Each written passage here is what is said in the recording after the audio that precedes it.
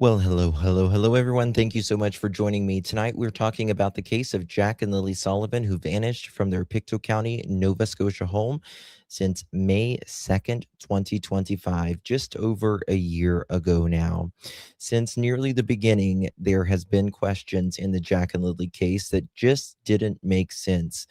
And the stepfather, for the last approximate year, he has spoken out very inconsistently, while the mother stays behind the scenes and really doesn't say much about her missing children.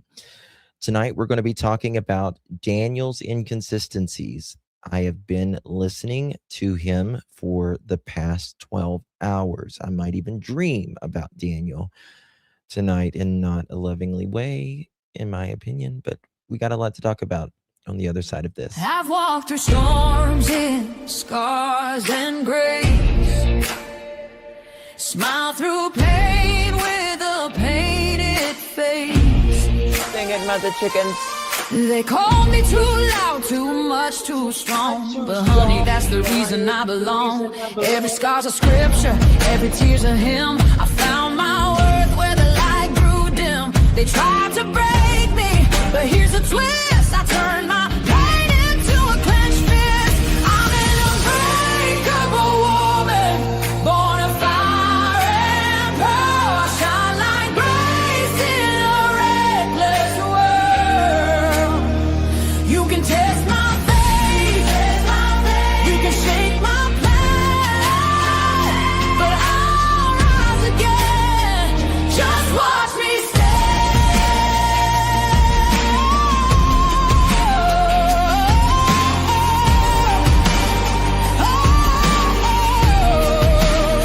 I've been whispered about and you doing, written Miss off. Denise? Thank you so Judged by the much. gloss, not the cause. see you, But God babe. don't Thank build you. weak hearts from gold. He made me fierce and he made me bold. I bend, I pray, I roar, I rise with mascara, tears and battle cries. Don't need your crown, I forge my own. From ashes, honey, I build my throne. I'm an unbreakable soul, dressed in truth and pearls. The fire don't scare me, it lights my world. Thank you. You can doubt my voice, but you'll hear my name. I'm holy and heard, and I'm done with shame. For everyone called too much, too loud, too real. You're not to anything. You're exactly what power looks like. I'm an unbreakable soul through the fight and flame. My scars are stories, my strength, my faith. Faith in my heart, fire in my curls, forever divine. Clutch them pearls. Let's go.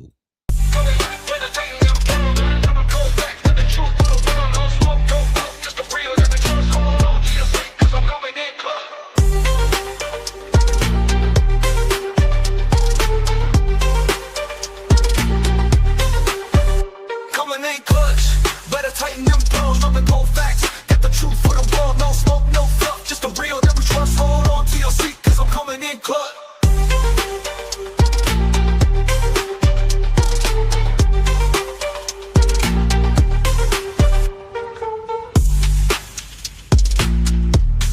Ready? Let's go.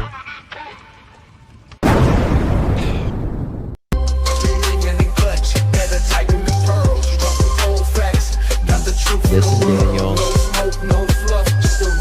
Sovereign.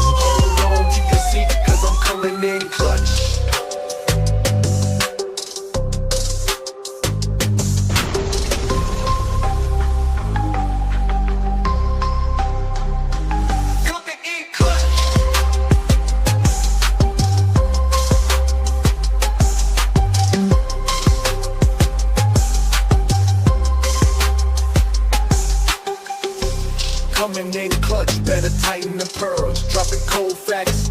Got the truth for the world. No smoke, no fluff, just the real that we trust. Hold on to your seat, cause I'm coming in clutch. Coming in clutch.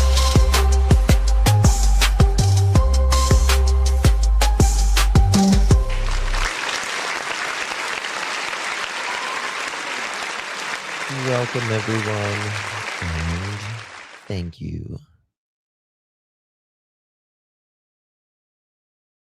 Copyright disclaimer. Under Section 107 of the Copyright Act of 1976, allowance is made for fair use for purposes such as criticism, comment, news reporting, teaching, scholarship, education, and research. Fair use is a use permitted by copyright statute that might otherwise be infringing. If you have a complaint about something and find your content is being used incorrectly, infringement was not done on purpose and will be rectified to all parties' satisfaction.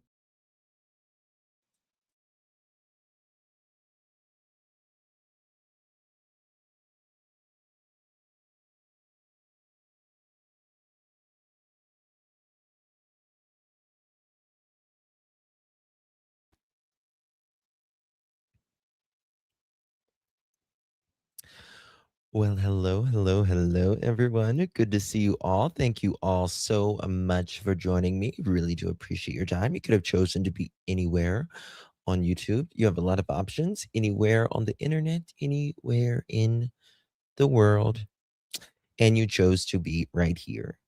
Thank you, guys. I know your time is very valuable, and I do appreciate you spending some time with me. Today is May 30th, 2026. It is currently 7:40 p.m. in the East Coast of the United States. Hi, how y'all doing? How you doing? Good to see you. Good to see you. How you doing? We haven't seen each other 24 hours. Like, it's been a minute. Good to see you all. Last night we were live with Ms. Damn, I am just messing it all up today. Last night we were live with our friend Miss Daphne. We had a really good live last night. I feel like I'm going to dream about Daniel tonight. Oh, I've listened to him all day. And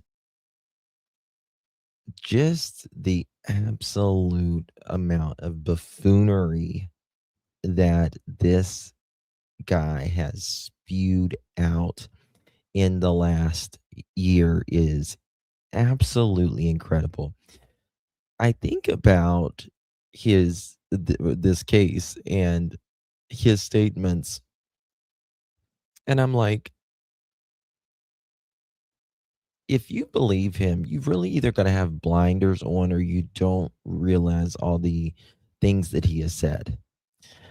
And tonight we're going to go over some of those. So before we get started, you know what I'm going to ask. If you would be so kind and please do me a big favor, hit that thumbs up button. Would greatly appreciate that. Also, if you would share this live stream out, there's not as many people talking about Jack and Lilly. It's been over a year, and we need to keep their faces out there. I believe we are finally getting there. Daniel Martell, the stepfather of Jack and Lilly Sullivan. He's technically not the stepfather. He's technically the mother's boyfriend. They weren't married. He has unrelated charges of assault, SA, and forcible confinement coming. He's pleading July 7th. That is 38 days from now, but who's counting? And I think we are finally getting there. I do believe that we're going to get justice for Jack and Lilly. I really do. We just got to keep the pressure on. So if you would hit that share button, copy that link, drop it in any of your favorite social media, would be so thankful. Also, if you would be so kind and please hype this video. You get 3 hypes a week. I really do appreciate you guys hyping these videos. If you don't use it, you lose it. You got to do it on any of your mobile devices, your phone, your tablet, any mobile device that is out there now. Let me say hello to a few of you guys in here. Miss Leslie, always keeping it real. Good to see you, my darling. Peggy, hello. Good to see you. Miss Sherry, good to see you, honey. Appreciate you. Miss Tina, Anna Mountain, thank you so much, my darling. Can't wait to hear from our fake sponsors tonight. Miss Wendy, good to see you. Miss Peggy, the Happy's Farm Girl. Miss Carol, bonjour. Denise, Joanne, good to see you, love. Hamatude, how you been, baby? Good to see you. Miss Tina, good to see you. Daniel is counting. I bet you he is. I bet you he is. Miss Leslie, Garinas, Captain Justice, Wendy, Susan, Boomers, how you been, baby? Watching from New Brunswick, about 3 hours from Jack. Good to see you, Boomers. How you been, darling? Miss Deb, hello. Sherry, again, Miss Leslie Captain. Good to see you, darling. Good to see everyone. Hello, Miss Carol. Hello, darling. Good to see everyone. Kat, thank you so much for the gifts, my darling.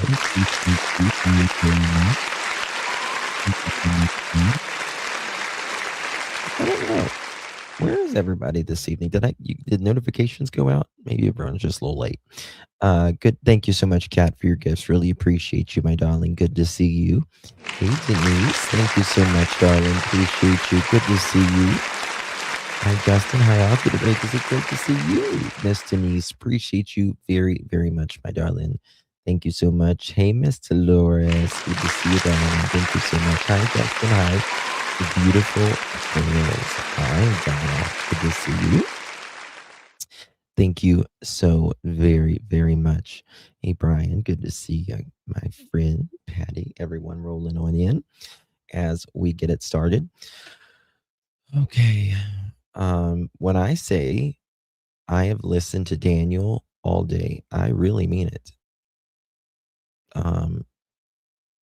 Even while I was mowing grass earlier, I was listening to Daniel, like clipping things while I'm mowing grass. I'm like, clip, clip. So a lot to talk about. Hey, Holly, how you doing, baby? Good to see you. Love you, sweet Justin and Perez, going on 24 goddamn. Thank you so much, Miss Holly. Good to see you, darling. Appreciate you, my dear. Much love to you. Hopefully you guys are doing well. Thank you so much, lovies. Good to see you. And thank you for 24 months, 2 years of support. That's amazing. Thank you so very much, my dear. Really appreciate you. Thank you, Pam. I didn't get a notification. Yeah, I don't think my notifications went out for whatever reason. I don't know why. Maybe because I went live early. I know my notifications didn't go out because there's only 183 in here right now, but that's okay. It is what it is. We're still going to be here. So sorry, Justin, you had to listen to that creep. Well, I do it because not for him. That's for sure. I don't do it for him. I do it because of Jack and Lilly, and I want to bust his little butt when it comes to his lies. Miss Dolores, thank you so much for coming in. Thank you, Miss Dolores. Thank you, baby. Appreciate you. My darling. Good to see you. Thank you, baby, so much for 5 months. Oh, hold on. What's this? Let's make a deal. Oh, that's what it was. Okay, 1 second. Okay, that's funny. Okay, got it. Okay. So let's get it started. I got some things that I was clipping today, and Daniel likes to brag that he's done like 100 interviews or something like that. He's done a lot. And each one of them, he changes the story and how he evolves this story. He's spoken out a lot more recently. I mean, he did the 9-hour, some actually, I think it was over 9 hours, maybe, with Sunny. And then he did a couple with Charmaine. And of course, he did one with DT a while back. And I was looking at some things with DT's channel. And I want to point some new things out that I've noticed. Smiley Cool Cat, thank you so much for the gifts, my darling. Appreciate you. Thank you so much, lovies. If I don't get to your gifts, guys, if I miss it, like if I don't see one of the mods or one of you guys put it in chat, I will get to it at the end of the live. I apologize if I. Patty, thank you so much, darling. Appreciate you for the gift, darling. Thank you so much. Thank you, Patty. Appreciate you, baby. Thank you so much. Appreciate you, babes. Okay. So we're going to get to I want to invite Nova's Inquest on here as well. I want to talk to Nova about this case. Nova's local, and she kind of stays out of a lot of the buffoonery, and that's why I really like her as well. All right, let me pull this up. Here we go. All right, so we're going to go. I really zoned in on Daniel's face on this, what you're going to see today, because I screen recorded a lot of the parts that I wanted. Hey, Smiley Miley, good to see you. 4 months, what a legend. Thank you so much, Lovey. Appreciate you, Miss Smiley Miley. How you doing? Thank you so much for 4 continuous months, my dear. Really, truly do appreciate that very much. Okay, here we go. The first part, I don't know if I did his face or not, but just listen here. So relative to where Jack and Lily's bedroom is to where you guys sleep, how close is that? Is that Yeah, it's actually the next bedroom. It's actually the next bedroom over. Hold on, I've got to pull up something before I do that, because if I don't, we're not going to get it. Give me a second, guys. Okay. All right, now I got it. Okay, here we go. Lil Red, 15 months. Appreciate you, babies. How you doing, Lil Red? Thank you, baby. 15 months. Really, really do appreciate you. So good to see you, my friend. You've been doing really good lives over there recently. I listen while you're out. Holly, thank you so much, my dear, for gifting a pearl necklace. Really do appreciate you, my darling. Good to see you. Thank you so much for your support, my babies. And Hamitude, what a legend, 6 months. Love spending time with you. We love spending time with you, my babies. Good to see you. That's okay, Jamie. Good to see you, baby. Thank you so much, Hamitude, for 6 months. Appreciate you very, very much. Hey, Holly Stevens. Good to see you, babe. Okay, here we go. And you guys mentioned that you guys could hear them throughout the morning. Is that correct? Yes, I actually did hear. I know when it says in the documents that we heard them in the next room over, like in their bedroom. I didn't hear them in their bedroom. I heard when Lily would pop in, I heard Jack in the kitchen. Okay. Now, just remember of him saying that he saw or that he heard Jack in the kitchen. Now, again, Malaya is the one that heard, allegedly, which I don't believe any of this, but that she heard the kids in the next room, that they were so loud that they woke up Meadow. Remember that? That they woke up Meadow. But DT asked up here, did y'all do anything about it? I'm like, no.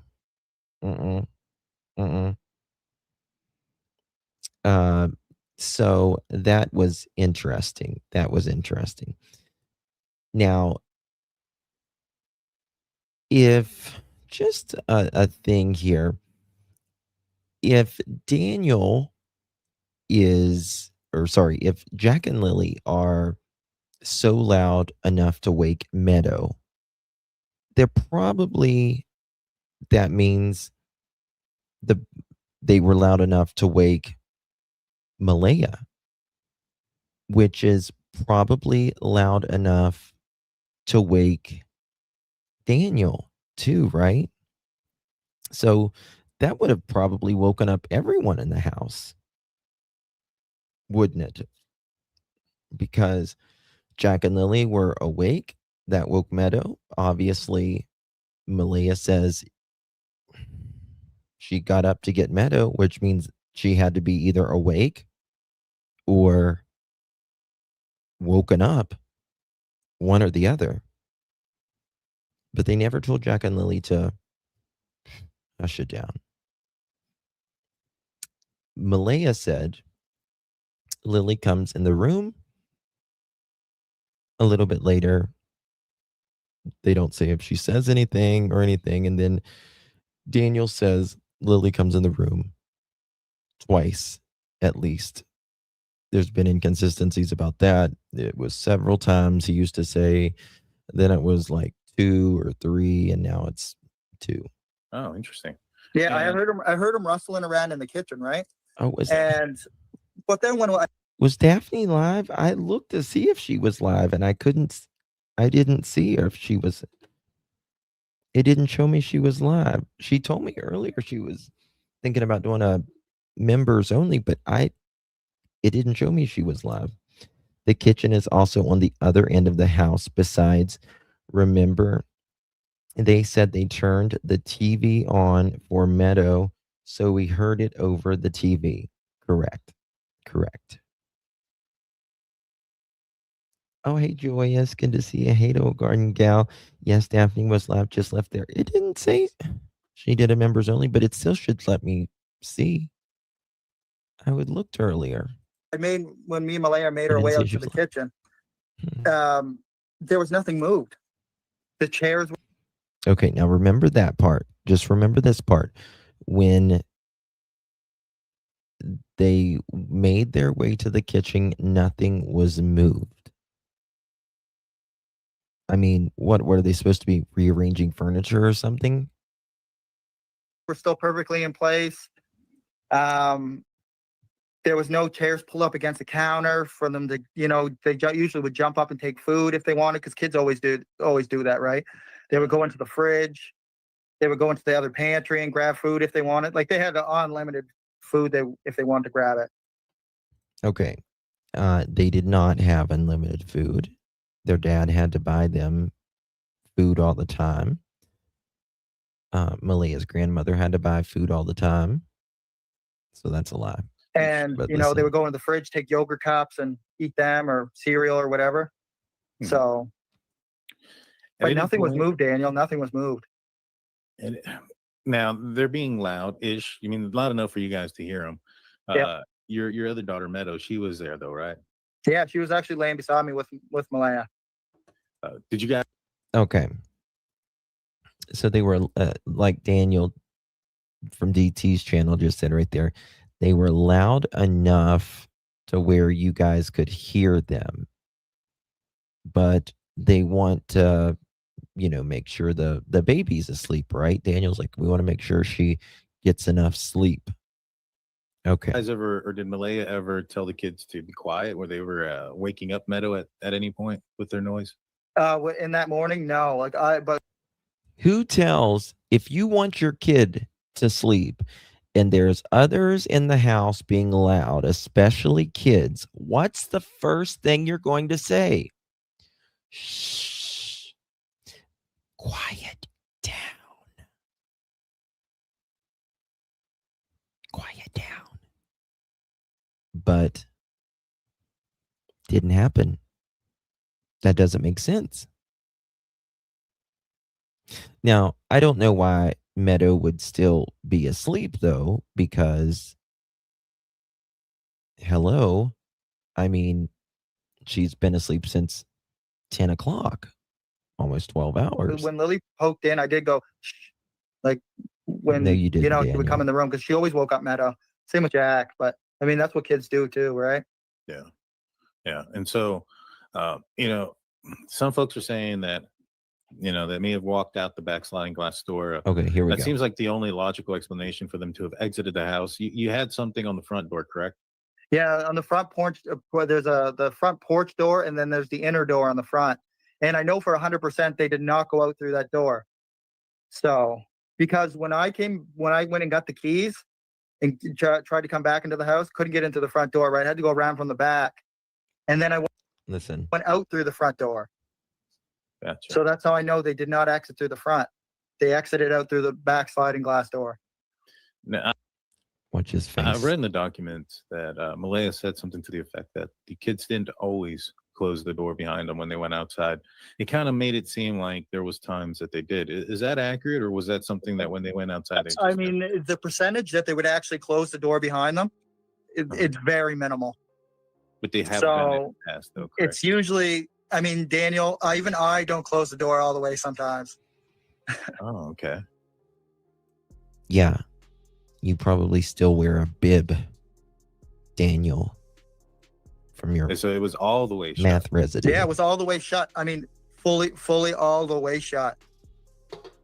That is weird. So, and and some of the investigators, when they were here, they came all the way down to the bedroom, sat on the bed, and we had a dead quiet. And they tried to open up the door. Well, I think it was Mom who went out there and opened and just closed the door, and you couldn't hear it from inside the bedroom, sitting on the bed with the bedroom door shut. Yeah. You couldn't hear the door, but you could hear them in there playing. Now, Daniel, in the not the documents, but in one of the interviews that he did, he said that he heard them go out the door, and then he said a little bit later they noticed quiet. If you can hear them out in the kitchen and you can hear them out in the living room, and then they're getting their shoes on or whatever, you can tell when somebody goes out of your house. Like, because kids are not going to be quiet, right? Kids are going to be playing inside. They're going to open the door, and then once they get that door closed, it's going to be muffled as well. They know that Jack's out there in the kitchen rummaging stuff around, but nothing's moved and all of this. Okay. So just wait. Is the door heavy? It is heavy, but when the kids got their Oh, really, Green Eyes? hands on it, they would have to put both hands on it and they could slide it closed. Okay. So it is possible for them to close it. They just need to, work at closing it. Now, so you wake up because there's been some time that you guys haven't heard the kids anymore, correct? I woke up when Malaya woke me up. I'm pretty sure it was her who woke me up, because we both kind of like woke up at the same time. Mm-hmm. And I remember her saying, as it says in the documents, she said, "I don't hear them." But the craziest thing was, when I woke up, it was in the first 5 seconds that she said, "I don't hear them." Okay. Now, remember here versus his other interviews. This part always got me, how Daniel says he always, that him and Malaya pretty much woke up simultaneously. But then you look at the other interviews and the documents, as Daniel says he wasn't even remotely asleep. In the RCMP documents, Malaya says she was awake. Daniel was asleep. Daniel says he was awake. She was asleep. Now listen to what he says right here. It's not even believable. And usually you would have to wait a couple seconds, you know what I mean? Or like 30 seconds or something like that, because it could be in the fridge, because that's usually what everything goes quiet when they're, grabbing food or doing something, right? Everything goes quiet when they're grabbing food or doing something. Yeah. And so she wakes you up. Would you have Well, I noticed? think she woke me up, right? We kind of woke up at the same time, but I really don't know. Would you have noticed if she got out of bed? Listen. No, I would have been sleeping. I would have been sleeping. I didn't even know she called the kids in absent until I got the email on my phone. Well, I mean, Watch this. Hold on. Listen with it. if Just she got out of bed. No, I would have been sleeping. would you have known if she would have gotten out of bed? No, I would have been sleeping. I would have been sleeping. I didn't even know she called the kids in absent until I got the email on my phone. Well, I mean, you woke up when Lily Watch his popped her face. head in, right? So you were. Yes, I did. Because there's a lock on the door, right? Yeah. And I heard like the lock rattle. So do you think though that in the time that Lily popped her head in, and that woke you up, it alerted you a little bit, and the time that you fully woke up, do you think you would have been able to tell? So would you have the ability to tell whether or not Malaya got out of bed? I don't know. Do you want to say that over again for me so I get I was just Yeah. plugging in my phone, so I didn't hear you correctly. No problem. So if you already have been woken up, Lily's popping in, so you've already woken up to a certain extent, maybe not fully awakened, but you've woken up to the point where you've acknowledged that the child has Yes. come in and out. Do you think in that moment, maybe not earlier, maybe not early in the morning, but from the moment, I mean, let's think about this for a minute. If Malaya and Daniel are in the bed together and Malaya gets up to get Meadow and Meadow is laying on Malaya's arm and Daniel's awake but not awake and he hears Jack and Lily out playing in the living room and in the kitchen or doing something. And then earlier Malaya hears Jack and Lily in the next bedroom over. It's not like Malaya is going to get up for a few minutes, do something with the kids, and lay back down and go to sleep. That's not going to happen. It's just not going to happen. It doesn't even sound right. that you were awoken from the time that Lily popped her head in to the time that you were fully awake, do you think that Malaya could have gotten out of bed without you noticing? I think she could have. Now, we're talking about anywhere from like 8:30 or about 8:40 till about 9:40 here maximum. We're talking about maybe an hour. And you got to realize about 9:40 allegedly is whenever they start looking around about for the kids, somewhere around there, which means if it's 20 minutes, we're talking at about 9:20, right? About 9:20 would have been about the last time they were heard. Can't work. Dawn, thank you so much, darling, for renewing your membership. Appreciate you. Thank you so much, Miss Dawn. Good to see you. Thank you, my loves. Thank you, babies. Okay, listen to this. But you have to remember too, the baby was laying on her arm as well. So the baby was laying on her arm. Okay, 1 second. All right, let me find this thing. All right, just remember the baby was laying on her arm. 1 second.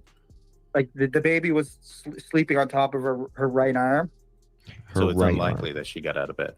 Yeah, it is. I mean, it's unlikely, but it is possible. I mean, anything's possible. But I think Meadow may have be woken up when she's actually moving.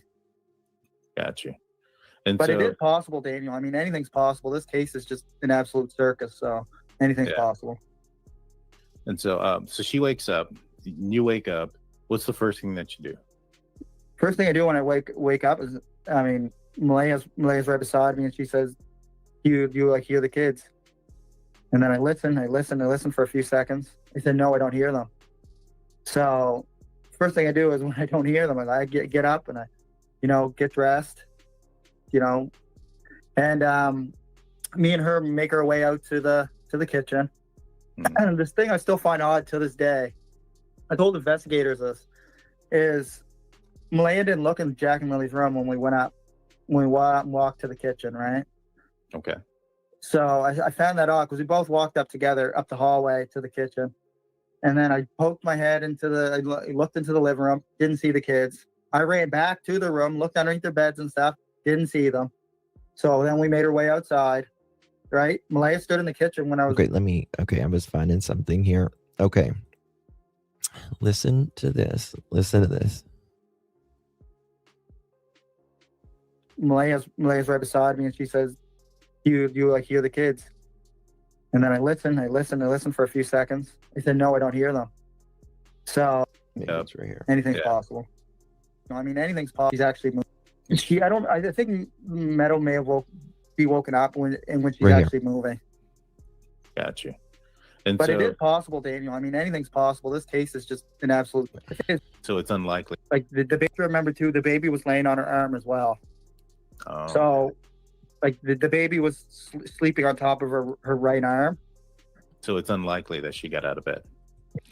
The baby was sleeping on her right arm, right? Okay, Daniel. Gotcha. Let me just play this little part right here. This was the other day. So Malaya was clearly up at 6:17, 6:18, and 8:28 to make that call. And I was unaware she was keeping the kids home from school, and I wasn't awake at 6:17 or 6:18 or 8:28 for that matter. And just to reiterate again, was the baby sleeping on Malaya's arm when you first woke up on Friday morning? See, that's something in my head that, I keep bouncing back and forth from. Originally, when I first woke up, I'm pretty sure that the baby was on Malaya's arm, but then it was on my arm afterwards, right? Because she would lay right in the middle and co-sleep with us. I don't know what time she came into the bed. I'm guessing. So the baby was sleeping on her arm, but then he's thinking that the baby might have been sleeping on his arm. And then, just like they simultaneously wake up together. There's a lot of very strange things happening here, isn't there? Guessing when she marked the kids absent for school at 6:17 and 6:18, she took our daughter from the crib and put her into bed to co-sleep with us. Because for a large majority, like when she was younger, she co-slept with us. No, see, Daniel, listen to this right here. I just now noticed this. Listen to that. The bed. I'm guessing when she marked the kids absent for school at 6:17 and 6:18, she took our daughter from the crib and put her into bed to co-sleep. No, Daniel, she didn't. She didn't take Meadow. Know your story, buddy. Know your story. That is not when she took Meadow to get her out of the crib. It wasn't like that at all. Even though you don't watch me, Daniel, let me help you fix your story, baby. She went and got Meadow because Jack and Lily woke her up, allegedly. Remember? That's why she went and got Jack and Lily. And it was after 7-something o'clock in the morning. Wrong, Daniel. Sleep with us because for a large majority, like when she was younger, she co-slept with us. Thank you. Okay. Was the ground wet and muddy when the kids... Okay. one more thing here. All right. Someone wrote, why does Daniel keep using the excuse that he had been in the bed for the baby girl as per routine the morning the kids disappeared, when initially it was Malaya who had the baby sleeping on her arm that morning? Remember, the initial story was MBM got the baby out of the crib after the kids woke her, turned on the TV, and turned on the TV, then for in the bed, and then went back to sleep with the baby on her arm. DT even asked, yes, exactly. Okay. Now we're going to get back to this pot right here. If I could find it. Part 1.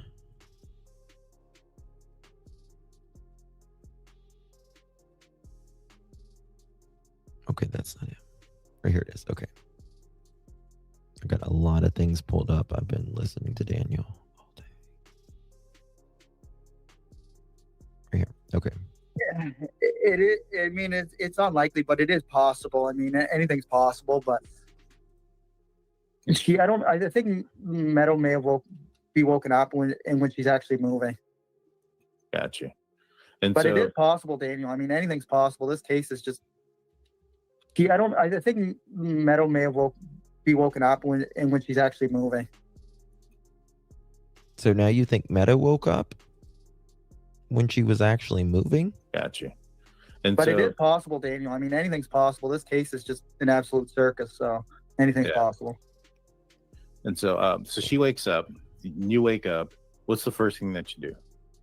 First thing I do when I wake up is, I mean, Malaya's right beside me, and she says, "Do you like hear the kids?" Right here.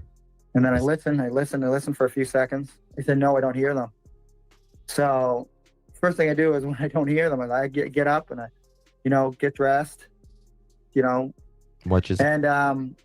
Me and her make our way out to the kitchen. And this thing I still find odd to this day. I told investigators this is Malaya didn't look in Jack and Lily's room when we went up, when we walked to the kitchen, right? Well, you just looked. You went to look. So why did she have to look if you went to go look? Why do you find that odd, Daniel? Okay. So I found that odd because we both walked up together up the hallway to the kitchen. And then I poked my head I looked into the living room, didn't see the kids. I ran back to the room, looked underneath their beds and stuff, didn't see them. So then we made our way outside, right? Malaya stood in the kitchen when I was running like a moron through the house looking for the kids.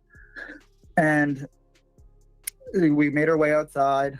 We got through the fence, and then we're standing right in front of Mom's RV. And she asked me, should I call 911? Okay, listen. Right? That's, kind of instinctual. You want to do that, right? Okay, so here he's going to blame Malaya. Should I call 911? Well, yeah, it's kind of instinctual. Well, Malaya said it was just her instinct to call 911. You kind of dump on her here, and you're like, yeah, it's just kind of instinctual. But in other interviews, you tell her to hold on, Daniel. Right. Because we don't hear them out in the yard. We never seen them in the house. We don't see them in the backyard. Hold on. Right? That's, kind of instinctual. You want to do that, right? Right. Because we don't hear them out in the yard. We never seen them in the house. We don't see them in the backyard. We never seen them in the house. We don't see them in the backyard. I didn't know if Mom was even at home or not, right? Because I thought she might have went with my Uncle Ron, Look, watch him. This is not natural speaking. He's searching for his words. He is searching for his words, and he fucks up major up here. Meadow was also teething, had to be painful, right? Absolutely. We were standing out in front of Mom's RV. Well, Mom said it was only Malaya with the baby in her arms in front of the camper. Yes, I think he's referring to whenever he. Sorry, I'm trying to fix my ear, guys. Whenever they first go out, like outside of the fence. But regardless, you don't hear anything about checking the buildings, looking in the chicken coop, in the buildings, the sheds. You don't hear anything about under the house, anything like that. Ron. Mhm. So Listen to she's on this. the phone with 911. I run up into the woods where the cabins are. And look Hold with on. my Uncle Ron. Mhm. So Sorry, guys. we don't see him in the backyard. I didn't know if Mom was even at home or not, right? Because I thought she might have went with my Uncle Ron. Mhm. So she's on the phone with 911. I run up into the woods where the cabins are. Okay, so Malaya's on the phone with 911. Daniel is running up in the woods where the cabins are. And look in the cabins, look around the area. Didn't see them. I'm screaming and yelling, Lily and Jack. And then I make my way down. There's a hill behind Mom's RV. I make my way down. So he comes back down the hill where his mom's RV is. He makes his way down. And Malaya's standing there. I'm not sure if she's still on the phone. Listen to this part. Okay, so he's running back down the hill. Now he notices Malaya's still on the phone. Or is she? Listen. My way down. And He runs back down the hill. He makes his way Malaya's down. standing there. I'm not sure if she's still on the phone with 911. She might have been on speakerphone. No. Well, she had to be. She had to be on the phone because it's 9:01 when she calls. It's 9:01. Looks like she was standing Listen there. to this. I'm not sure if she's still on the phone with 911. She might have been on speakerphone. Kind of looks like she was messaging. Okay, he's not sure if she was on the phone with 911. She might have been on the phone. She might have been on the speakerphone.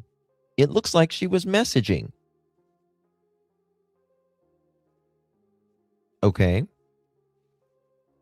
Well, I assure you, I guess there is, you can message 911 now probably, but is she messaging? Is she on the speakerphone or is she talking to 911?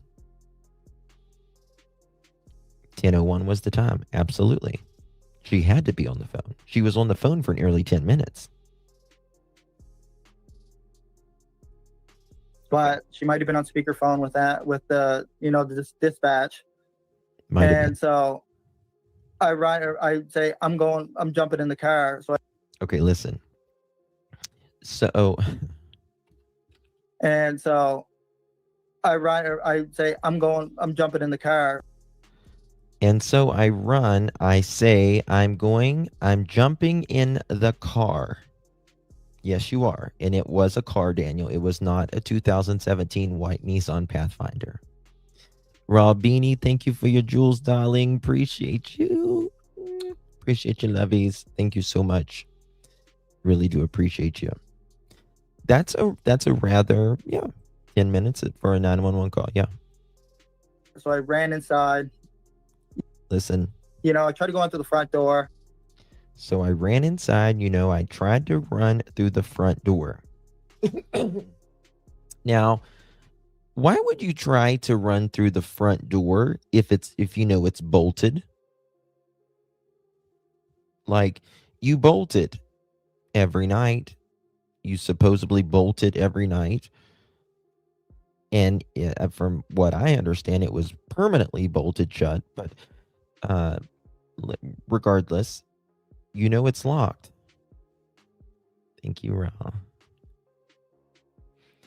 That is correct. Text apps do not allow 911 calls. That is correct. Yes. Dawn, thank you so much for sending jewels, darling. Appreciate you, Dawn. Love you, darling. Thank you so much. Appreciate you.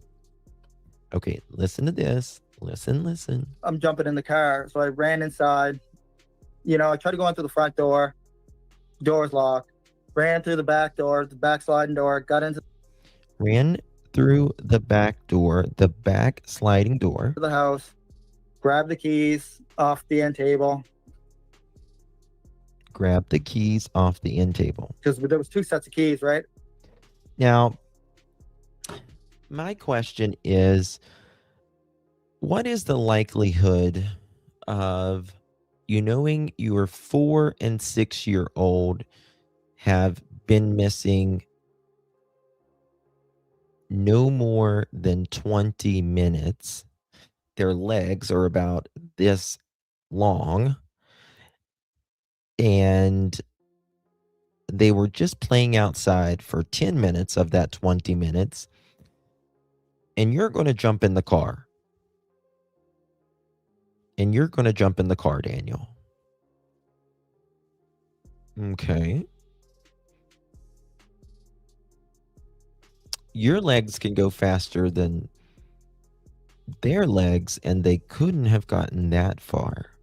You don't need to go down every trail yet, right? Way down the road, kilometers and kilometers away, do you, Daniel? But Daniel thinks he needs to go jump in the car. Wendy, thank you so much for the jewels, darling. Appreciate you very, very much. Thank you, babies. Thank you, mods and everyone, for telling me when the jewels come in. I appreciate you. Who would jump in the car? I tell you, no one. Not that quick. Not that quick, that's for sure. I would know that they had to be real close. You got to realize, even when a 4 and 6-year-old go missing, when they walk away, they are usually really close to the house.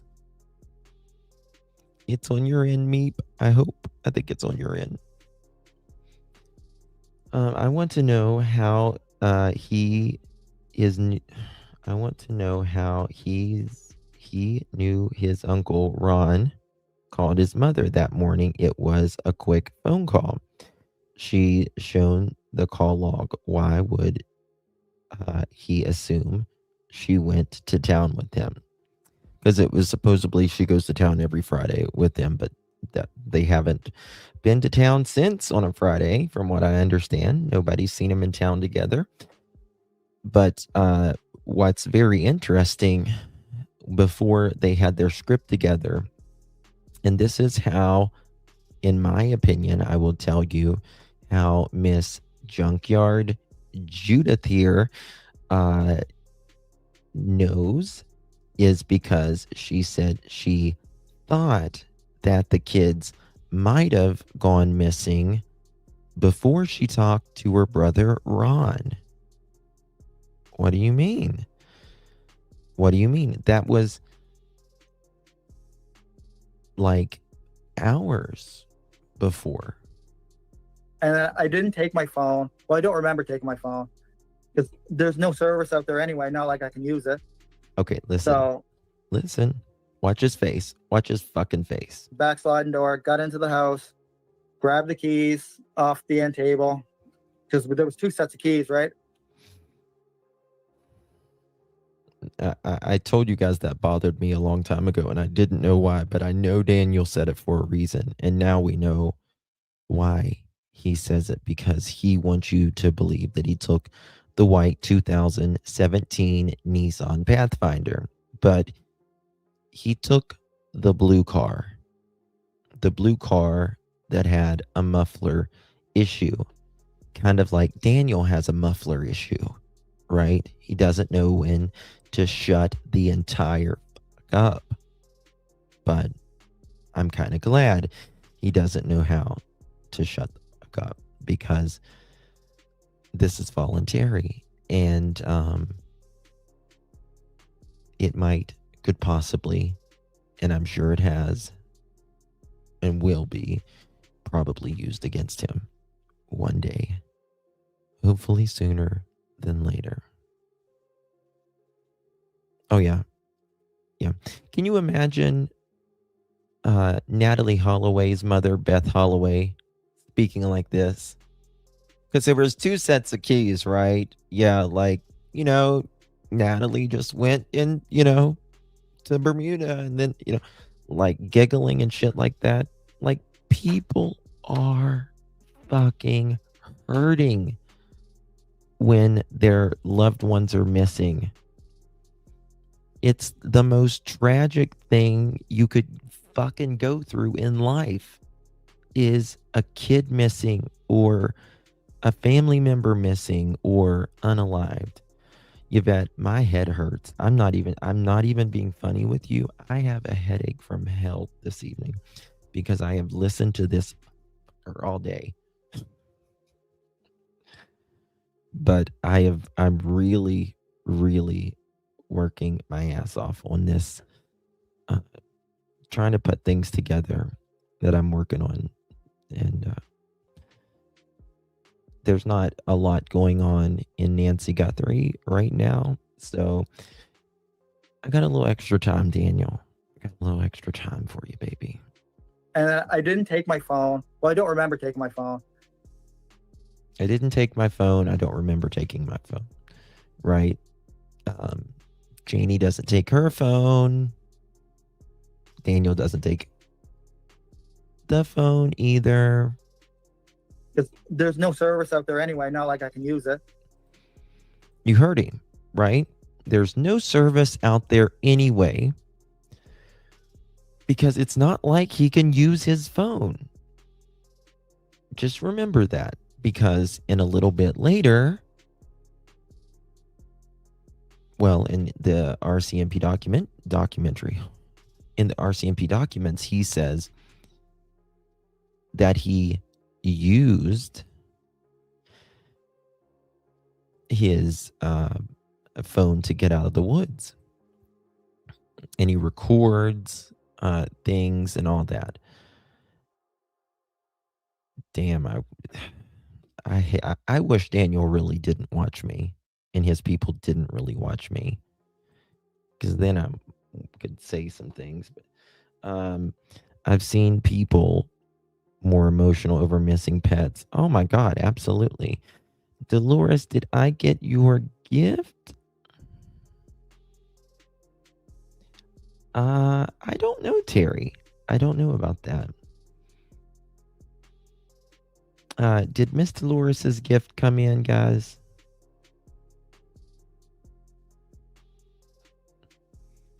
Took his phone for flashlight in the daytime, he said. That too. Yes. Yeah, he gets zero emotional. Pam, thank you so much for the gift, my darling. Thank you so much. Appreciate you. No doubt he's sitting there going off thinking about Malay. Yes. I've contacted Nancy's producers for this case. I have contacted Nancy's producers. They are aware of it. I've talked to the producers on about Jack and Lily's case to him.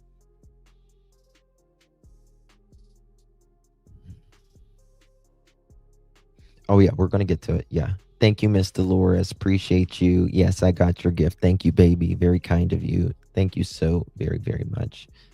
And thank you again.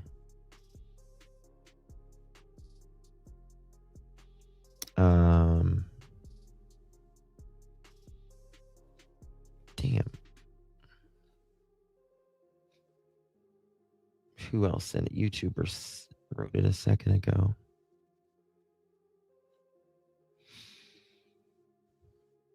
Pam, thank you so much again, baby. Appreciate you. So listen. I left my phone on the end table. I'm pretty sure I left it on the end table. Yeah. Again, this is useless information unless he wants you or the RCMP to know it, right? This is what you call guilty knowledge. Or also he's trying to, it's kind of a twofold for him. He's also trying to get ahead of something. Yeah, I told everyone that I left my phone at the house, right? Yeah, not a big deal. Got it. Investigators would know that for 100%. Of course they would, Daniel. So And- grab the keys. Now, he's right. Right there.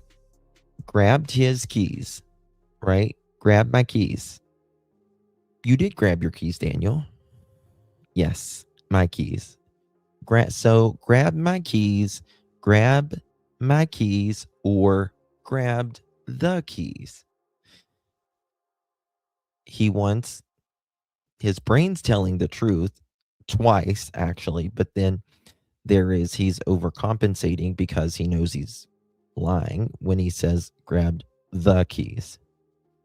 But he's going to tell you he's driving a blue car here. Ran up to the Nissan Pathfinder, and that's when I started.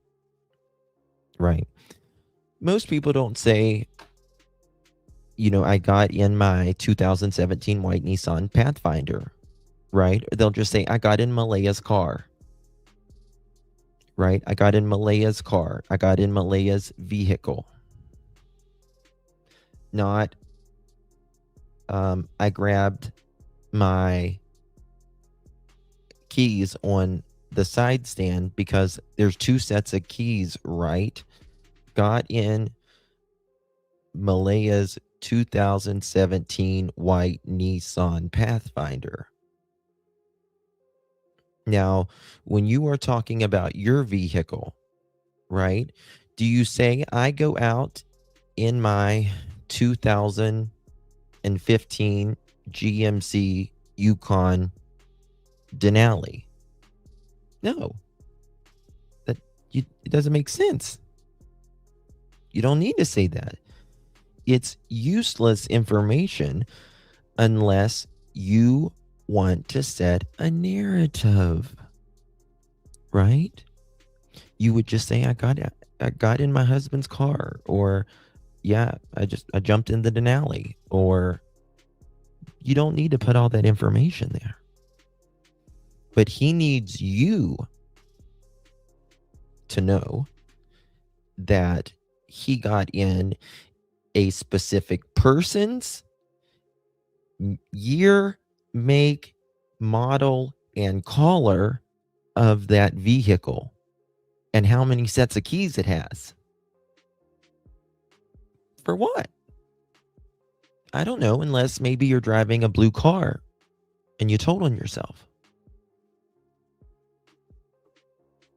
Started to search. The investigators would know that. Watch his face. for Watch his 100%. face. He So fucked grab up my right away. keys, grab the keys, ran up to the Nissan Pathfinder, and that's when I started to search the dirt roads and the culverts, right? So I went up Lansdowne Road. So this is when he starts searching the dirt roads and the culverts, right? He says. So he drives up Lansdowne. Road, and that's Watch his I already face. told investigators this, but that blanket was not there in that tree. Okay. He is very paranoid about this blanket, and you will see big time. He's very, very paranoid about this blanket. We're not asking you about a pink blanket or anything right now. Daniel from DT Show is asking you, what did you do in the beginning, right? Not talking about a pink blanket. We're not there yet. This is hours ahead, right? But he's talking about while he's in that vehicle, he doesn't see two children and he doesn't see a pink blanket. Okay. Well, because in my opinion, he is trying to show the opposite reaction to what he actually did. So he's overcompensating for that. No, I didn't drive a blue car. I drove a 2017 white Nissan Pathfinder. I went up Lansdowne Road. I didn't see two kids, and I certainly didn't see a pink blanket. Which direction? Pathfinder, and that's when I started to search the dirt roads and the culverts, right? So I went up Lansdowne Road, and that's I already told investigators this, but that blanket was not there in that tree. Which direction were you That heading? would be when I'm coming out the end of the driveway and I'm going right toward Lansdowne Road, over the tracks and then hanging a hard right. So you were coming the direction that would have been visible to you, and you didn't see it. Yeah, I'd be going. Right at the end of the driveway. I take a right. I'm going up the road. Across the railroad tracks and then the right up on the dirt road. 38. Yeah, that's Lansdowne Road where the blanket was found. All right. So when you're running around and as you're going outside and you're looking, that gate outside, is it always open? Was it unlocked? Was it locked? Sometimes it's open. Was it open that morning? I do not remember that. I don't remember I don't remember. What's this? Okay. And so you come It's around. not hard. It's not hard to open up gates anyway. They're just slide. Like I always forget to close. My mom always reminds me, but they're just a slide and bolt lock, right? Yeah. There's nothing hard about those locks at all. Well, maybe not, but I'm just kind of curious because if you can unlock it and open it, but if you're on the other side of the fence and you're small, can you reclose it? Yeah, you can. You can. All you do is just pull the fence close to you and then close it. Interesting. Yeah. What does it mean, pull the fence close to you and close it? He does, Rob. Yes, he does. How did the blanket get in a tree? Well, it was planted. He's going to tell you that in just a second. Hey, Bubbly. So was her car wet from him jumping in the lake or the rivers or the streams? Did the police see him in wet clothes or take them as evidence? No and no. His car would have DNA or mud from the tires, clovers, lakes as his shoes. Yes, but Daniel, the car, I'm going to tell you in my opinion that he was in, which was the blue car that he had at his dad's, that he has now crushed and admittedly crushed. Took my keys, took the keys. We know it's the blue one. It's the blue one. There was no gate there at all, besides 3 missing sections for the fence. Correct. There was kind of 2 sets of fences there at that time. And so it may not be a clue there. So you're out there searching in the woods. How long before law enforcement arrived? Listen. I was told 12 minutes. Okay. But then when I looked at the documentation and, asked questions. So I was told 12 minutes. Well, Malaya was on the phone from 10:01 till about 10:10, till about 10:10, and they didn't show up till 10:20 something. And with them being there in the first 10 minutes, they had drones up. Dug further. It was 22 minutes, I do believe. And were you at the house when they arrived? I was actually when they were arriving, I was actually coming back to the house in the car, and I couldn't park in the driveway because RCMP just stopped. Okay, I might need to slow this down just a little bit. This is very important because I want you to. This is one of the biggest fuck ups Daniel ever makes. When they arrived, I was actually when they were arriving, I was actually coming back to the house in the car. Okay. When they were arriving, they was coming back to the house in the car. Okay. And I couldn't park in the driveway because RCMP just stopped in the yard, right? Okay. No. Yeah. Because they were just starting to walk down and talk to Malaya. So what I did is I parked the white. Right there. That's one of the biggest mistakes he did ever. Because just like the neighbors think, Daniel was driving a blue car, which Daniel had crushed, by the way, which he openly admitted because some of us called him out last week and finally told him that we know, Daniel, that you had the car crushed and it was up a trail that you had to have your friends help you get it out. Didn't you, Daniel? And he admitted it. He did admit it. Walk down and talk to Malaya. So what I did is I parked the white. You know, he screws up there. So what I did was I parked the blue. I thought it was black originally, but then I found out what kind of car it was. What I did was I parked the blue, I mean the white Nissan Pathfinder. And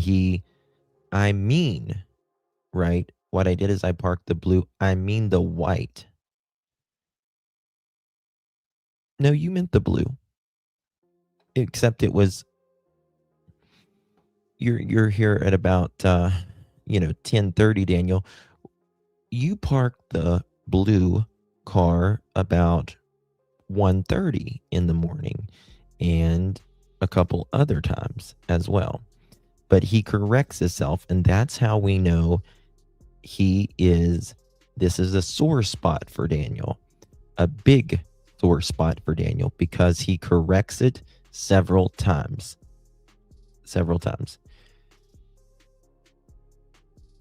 Oh yeah.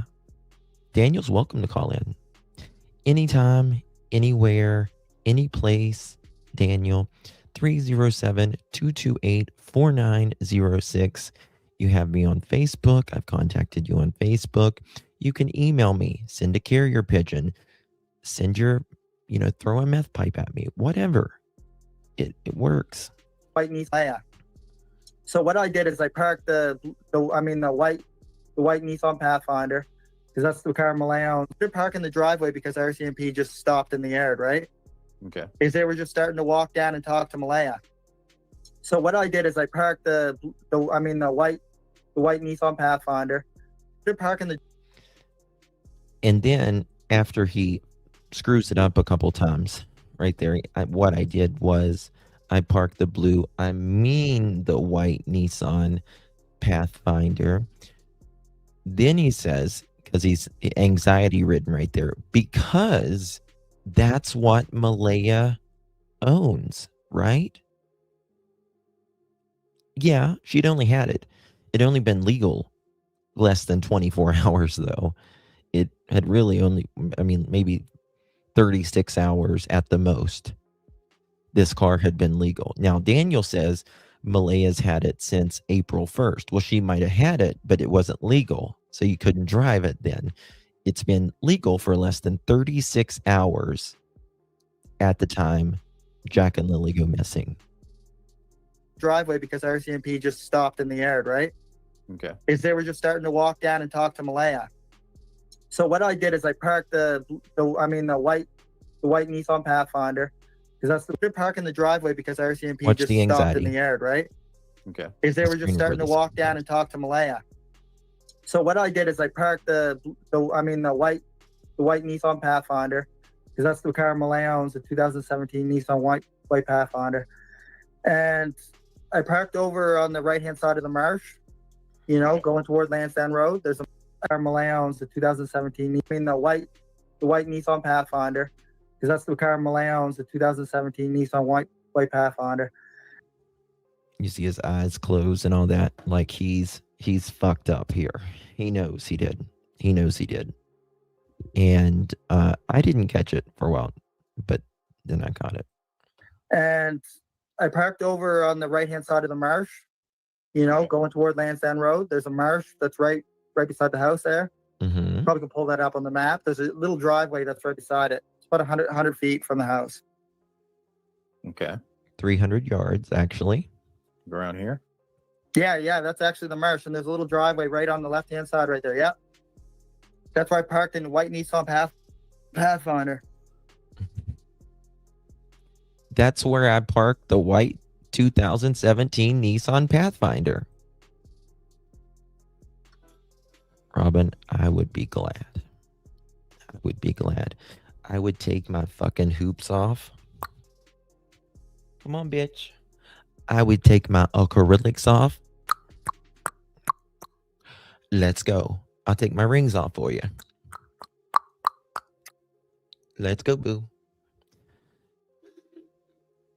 Who's going to say that? That's where I parked the white 2017 Nissan Pathfinder. It's a very sore spot for him. Okay. And then listen. when I jumped out of the car, the RCMP yelled at me from in the yard, right? Because they could see me clearly. When I jump out in the yard, right? Because they could clearly see me. They could clearly see me. I don't think you could. I don't think they could see you, Daniel. In fact, I know they couldn't see you. And they didn't tell you right then and there, Daniel, to don't go back and search. As I've told you before, Daniel, first of all, they don't know your name. Second of all, they don't know you've been in the woods. And third of all, they couldn't see you there anyways. So why does this hurt you so bad? Why are you so sensitive in this area when you park the white 2017 Nissan Pathfinder over next to this marsh? Why are you so sensitive to them saying you can't go search, right? They can see you. Why? Because originally you had said you wasn't there when they first got there. Again, that is your words. And you're going to notice Daniel's going to say that he wasn't around much for the first day or two. Yeah. And they said, Daniel, don't go back into the woods. How do they know your name? How do they know you're in the woods? So you think they're going to say they're okay. He's saying that the RCMP is swarming Malaya at this time. That they're swarming Malaya. They're wanting to know about the kids. They don't give a fuck about you, Daniel. They don't give a fuck about you at this point. They just think these kids are close by. That's all. They're wanting to know what happened. They're not saying, Daniel, don't go back in the woods. Daniel, don't do this. They don't even know your name, you buffoon. At that point, I didn't go back into the woods. I walked over to the house. Okay, he's lying here. He's lying here. Miss Kelly, thank you so very much. Appreciate you, my love. Welcome to the Pearl family. Oh, welcome, Miss Kelly, up in here, up in here. Thank you, Miss Kelly, and thank you, Miss Dolores, again. Appreciate you, Mama. Thank you, guys, so much for your support. I do appreciate you. Daniel is saying this. I really didn't know why he would say this, but I know he said it for a reason. And I'll tell you my opinion on this now. My opinion on why Daniel is saying that they told him not to go in the woods. And then he says a few minutes later, this guy in military gear with his name comes and says, Daniel, you can go back into the woods now. Because they told Daniel, don't fucking go in the woods. Don't go in the woods. We will look for them. We will look for them. But Daniel either asked somebody who wasn't relevant if he could go into the woods. And he's like, oh yeah, well, that guy told me I could. I thought he was, you know, a person of, you know, authority. They did not want him to go in the woods, but he left anyways. And that's why he says, I wasn't around the first day or two.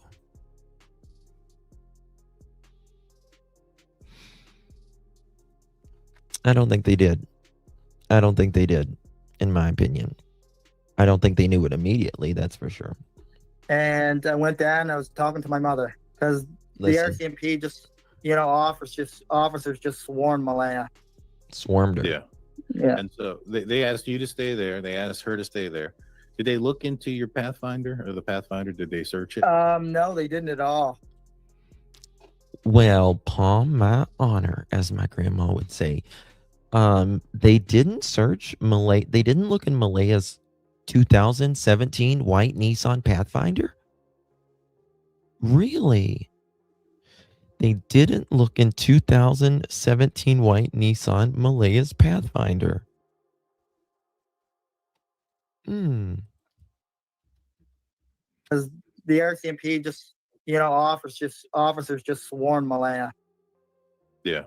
Yeah. And so they asked you to stay there. They asked her to stay there. Did they look into your Pathfinder or the Pathfinder? Did they search it? No, they didn't at all. No. No, they didn't at all. They didn't at all. Okay. Any point? Not that I know of. Now, was this the vehicle that went with Malaya? Like, I think it was towed later. Yeah, it was actually towed by Commander of Operations. The guy's name is Josh. And he was actually pretty pissed about where they left it. They left it right at the bottom of Lansdowne Road when they left. Interesting. And so yeah, so he was pretty pissed about it. What he said is that goddamn fucking vehicle's always in the way of the search vehicles, right? So he said he's like, I had it towed out of here. It was White River Towing or something like that. Okay. Yeah, he wasn't happy about where it was left because they use that road quite a bit. White River Towing came and towed Miss Malaya's vehicle whenever she left, right?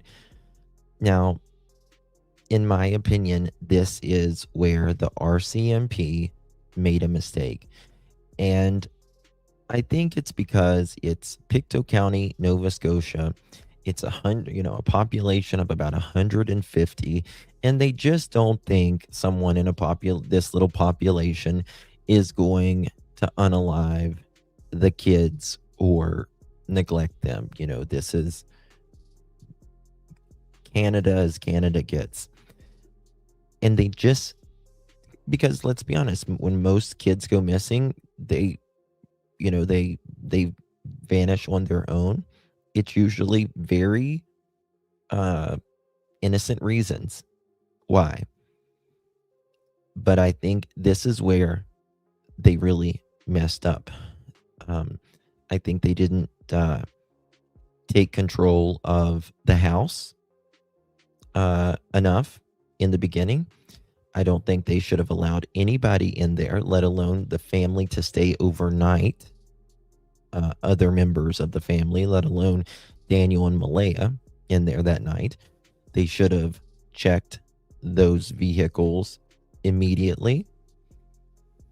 And they should have got that blue car. However, again, with the blue car, I think, in my opinion, I see it coming.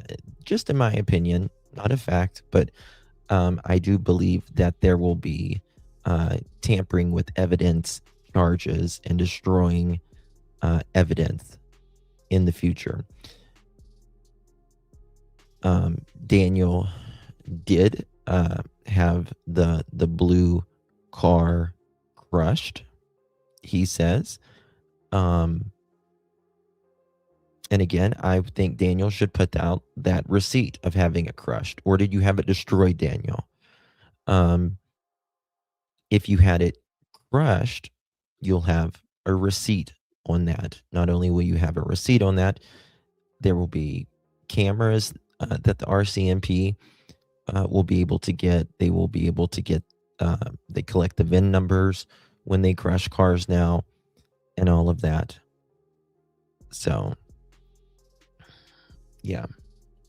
His ass at the command center post every day. Yep. See, he says he wasn't searched, but yesterday he had a Daniel Thimp come into your and Daphne's chat and say that all the cars were searched. Why does he lie? Why does she lie for Daniel? Who lies for Daniel? I don't know. They know about the car, though.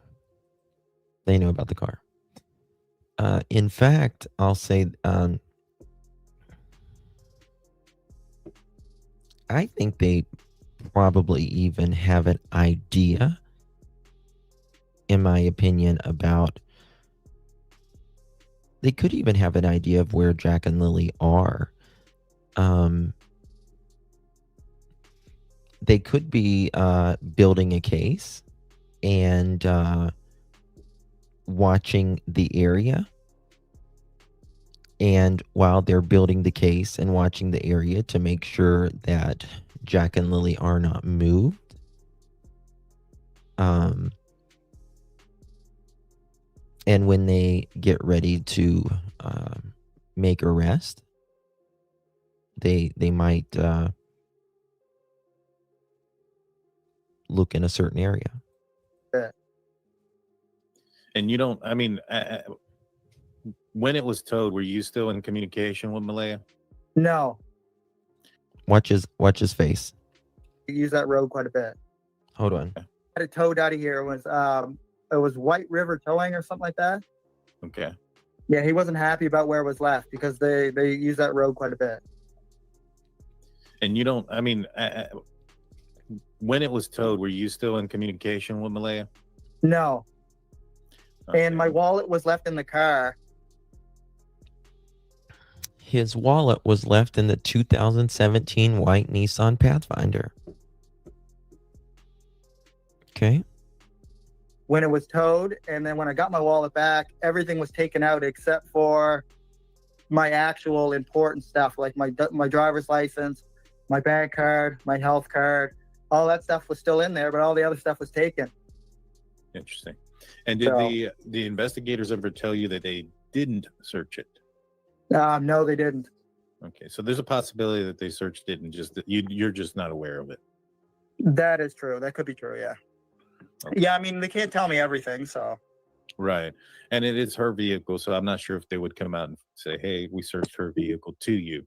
Yeah. Well, I mean, they tell me lots of things, but it's just some things they don't.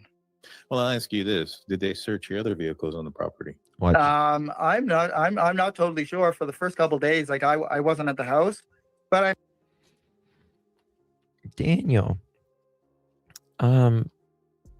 Hold on a second. You just said in your last interview that they searched your cars, that car that you had crushed.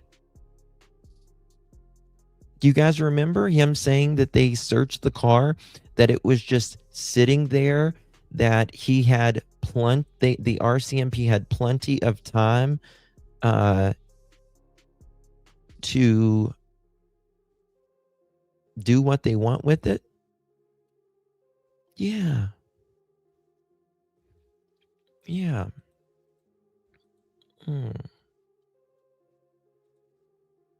Let's see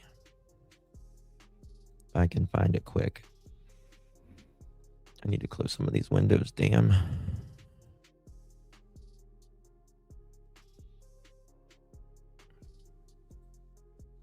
Okay.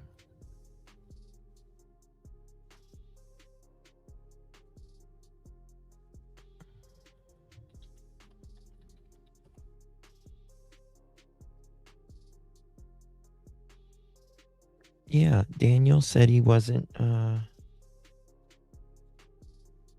Kelly, thank you, baby, for gifting a pearl necklace. So kind of you, babes. I really do appreciate you. Thank you so much, love. Oh, I squashed the car. If you received that pearl necklace, make sure you thank our dear Kelly. It's apparent to everyone. I just don't know how people fall into. It is beyond comprehension to me, and I mean, who knows? Have you heard recently that people are saying that your vehicle got stuck in the mud? And we have a question here. If that's true, who helped you get your car out of the mud, and why did you squash it? Yeah. Oh, I. Yeah. And notice how Daniel did not answer who helped him get the fucking car out of the mud. Who helped you, Daniel? Who helped you? I squashed the car. Yeah, well, my car got stuck many days in advance. It wasn't like the night before or anything like that. Yeah, it's not like his, blue car got stuck, the day before, the night of Jack and Lilly disappeared, right? It's not like that, he says. Of course not. That would only make too much fucking sense, wouldn't it, Daniel? So, of course not. Yeah, well, my car got stuck many days in advance. It wasn't like the night before or anything like that. And the reason why I squashed it because, first of all, the inspection was up, and when you live in Nova Scotia, your cars rot out super fast. I don't know if you're familiar with that, but yeah, vehicles up for inspection, and it sat in the yard for I don't know how long, months and months and months. Notice how he pauses a brief moment there. It sat in he had to think. It sat in where did it sit, Daniel? The yard. Well, it didn't sit in your yard. It was parked at your dad's. For a minute after you guys got it unstuck. Why don't you tell your supporters about that, Daniel? Super fast. I'll let you tell them. I don't know if you're familiar with that, but yeah, vehicles up for inspection, and it sat in the yard for I don't know how long, months and months and months. I had it crushed just like prior to the handlers for. Yeah, it's not like it. What does he say there? It's not like they got stuck the night, or the night before or the night of the kids went missing. And then he says, I had it crushed just prior to the handlers, not the kids, right, Daniel? For I don't know how long, months and months and months. I had it crushed just like prior to the handlers for bringing the cadaver dogs, and they asked me the exact same thing. Why did you have a crush? And I said it was, starting to rot out. We live in Nova Scotia, and there's no saving him at that point.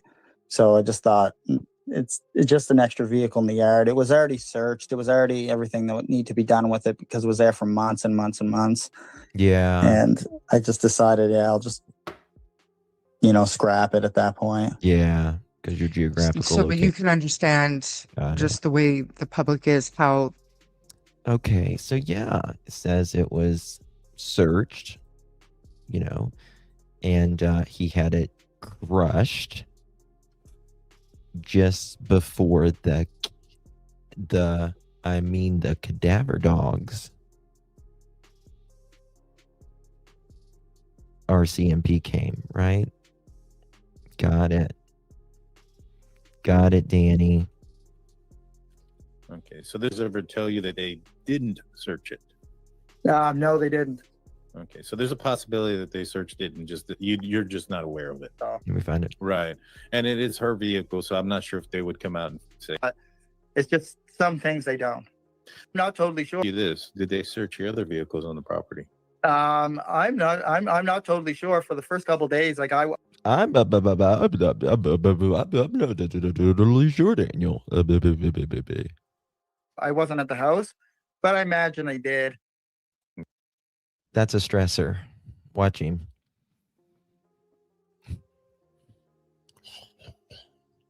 You see him? Watch his face.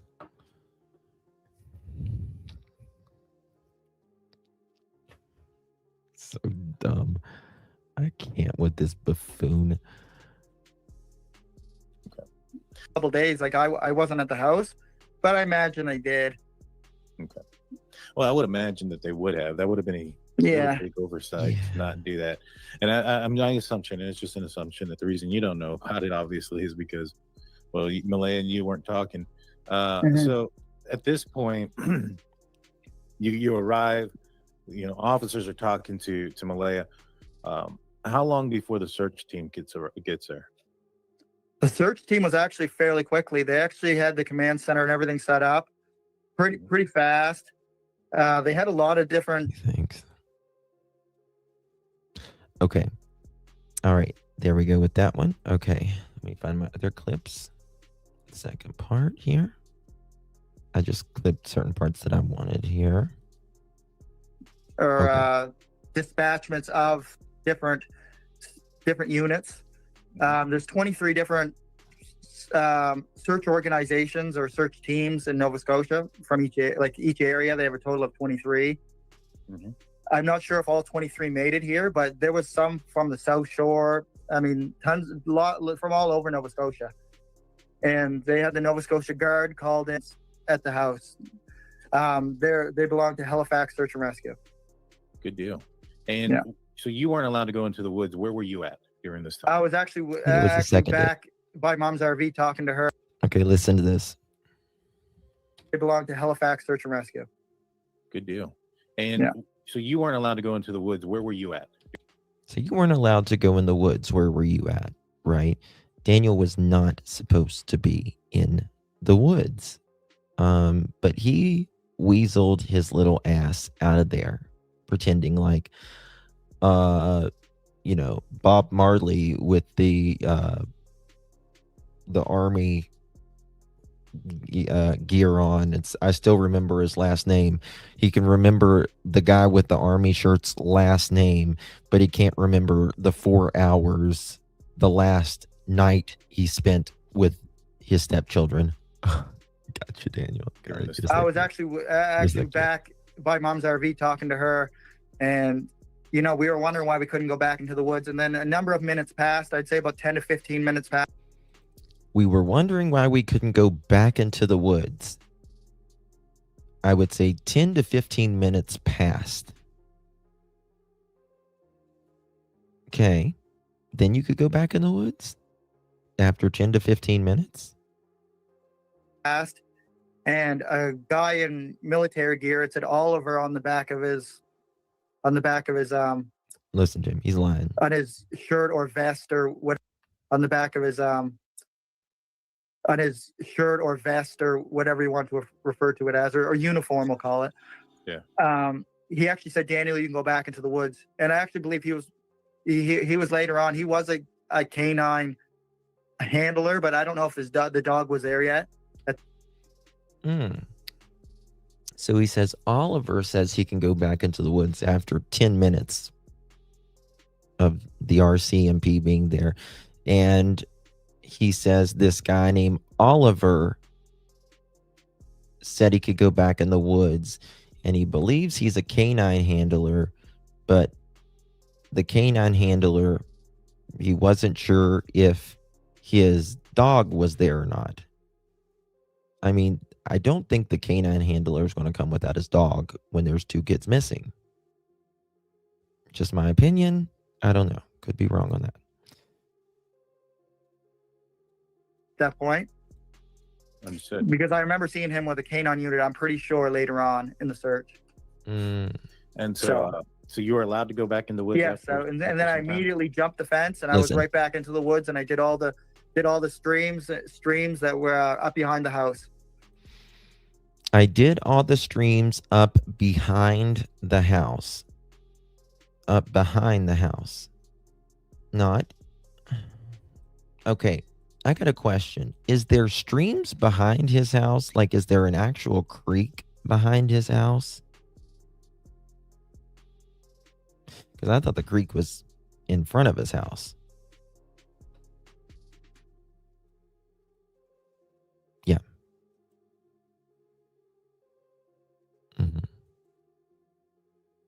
Jump the fence, Superman Dan. Yeah. I mean, I don't even know why you just couldn't, like, walk around it or step over it, but he's got to be Superman Daniel. That lead into that little marsh that's actually to the left. Listen to what he says here. Listen to the words. Streams that were up behind the house. Streams up behind the house That lead into that little marsh that's actually that lead into the little to the marsh. left of the house. That were up behind the house.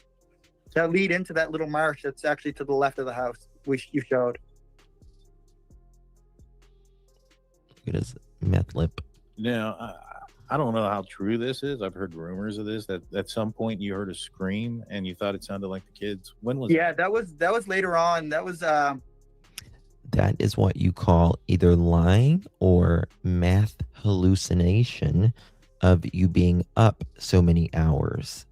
that would have been, it was still on that same stream path when I was walking up through the woods. I thought I heard a scream, but you have to remember I had a Walking up through the woods. helicopter right above me. There was drones. There was already people searching at this point. So I don't know if it was actually a child scream or not, but it did sound like a scream, but it could have been somebody yelling for the kids, right? That's possible too. Yes, 100%. But it was so hard to tell because the way the helicopter was going, it was going slow and doing. I was like, I almost swear I could feel like the rotor wash that was coming down off of the wind, because sometimes they would Daniel, your rotor has been washed for decades. go pretty low because the vegetation was pretty dense, because a lot of it's not hardwood, so there's no leaves, right? It's evergreen, so you have trees that are full of needles, so it's much more hard to, get a good view from a helicopter through Thank that you, Old stuff. Garden. Yeah, no, I can imagine it being very difficult. At any point that first day, did they question you guys at all, as far as maybe perhaps? Listen. Yeah, I Being involved? actually sat in my mother's vehicle, and Commander of Operations came down from the command center, and me and him sat in there, and we went over some of the stuff we're going over right now. Did you know the kids are going to be home from school that day? Would you have kept the kids home from school that day? What happened in the morning? Did you see the kids that morning? This is a lot of the similar questions you're asking me now. Yeah, I can imagine so. And that happened that first day. So nighttime comes in. Around what time does the search stop on the first day? It doesn't. The search doesn't stop on the first day. They go right through the night. Interesting. And when So they essentially had from 10:30 in the morning, and we'll say to 10:30 a.m., we'll say to 10:30 p.m. That's 12 hours, right? Then 10:30 to midnight, that's another hour and a half. So by midnight, they've already searched 13 and a half hours. And then they search overnight into the morning and into the next day. They literally search 48 hours nonstop for Jack and Lilly. A 4 and a 6-year-old, there's 175 plus people out there searching for a 4 and a 6-year-old who they say have been missing for no more than 20 minutes. There is no way on God's green earth in Nova Scotia or Timbuktu that those children would have not been found. And there is no way, not only if they were out there, they would have been found, but you wouldn't have the abuse, the neglect, the about to split up, the financial issues, the CPS, the black eyes, the missing 40 some days of school, the way the stepdads hopped up on the math, the way the mom is not doing anything. are you notified about a blanket? Okay, listen close. Listen close. If we're Notified. Okay, he's very uncomfortable. This is a big sore spot for Daniel. And this is probably one of the major things, in my opinion, that the RCMP will have major evidence on from, in my opinion, major crimes. Right, Dan? Not that you watch me, right? This was, in my opinion, one of his biggest mistakes. Happy, thank you so much for the coin, darling. Appreciate you very, very much. Thank you for your support, my dear. Joshua Jones, his wife disappeared, and they have 2 twin daughters. He is in Utah. There was a recent interview done on East Idaho News. I know that name, Joshua Jones, I think. I'll check. Cavette, thank you so much. Appreciate you very much for the jewels, my love. Thank you so very much for your support, my dear. Deb, I can't say publicly, my darling, because they haven't been found, and but I do believe. I think the RCMP is watching very closely at, in my opinion, what Daniel and maybe even Malaya does. And I think they will be found, though.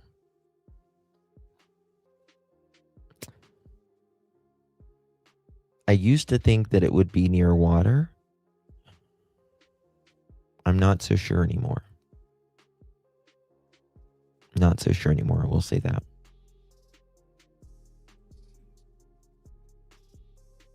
About a blanket. If we're referring to the blanket that was up in the tree, or Right, just well, the let's- blanket in general.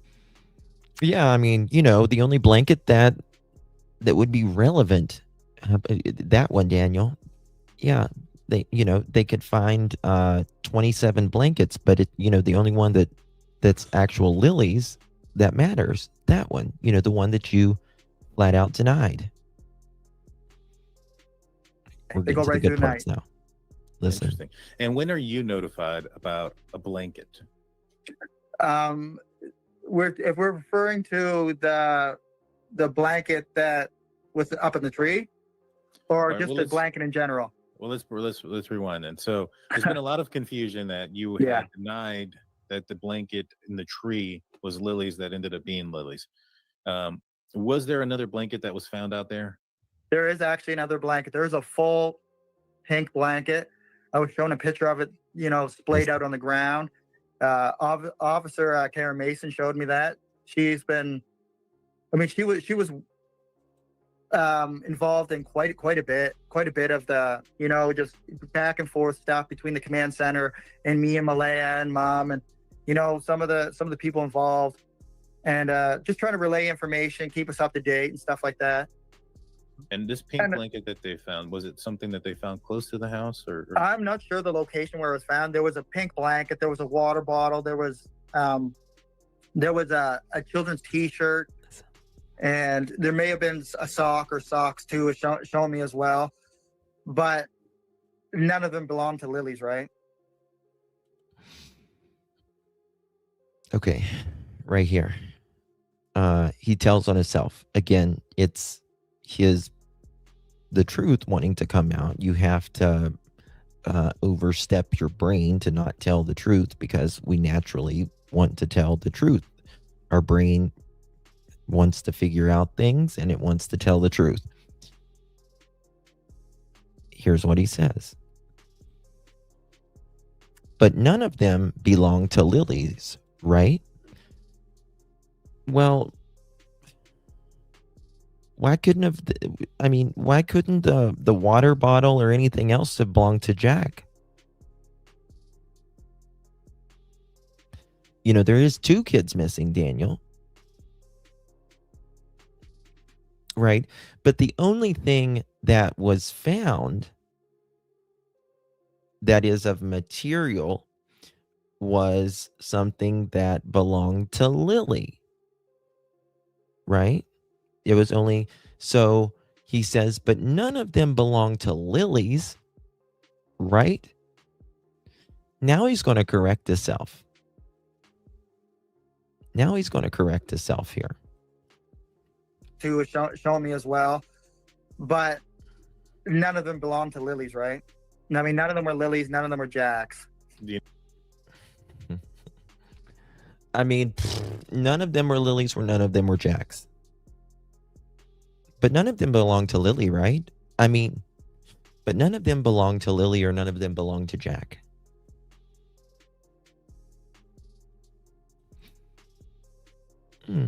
But Lily's blanket was found, a kilometer away.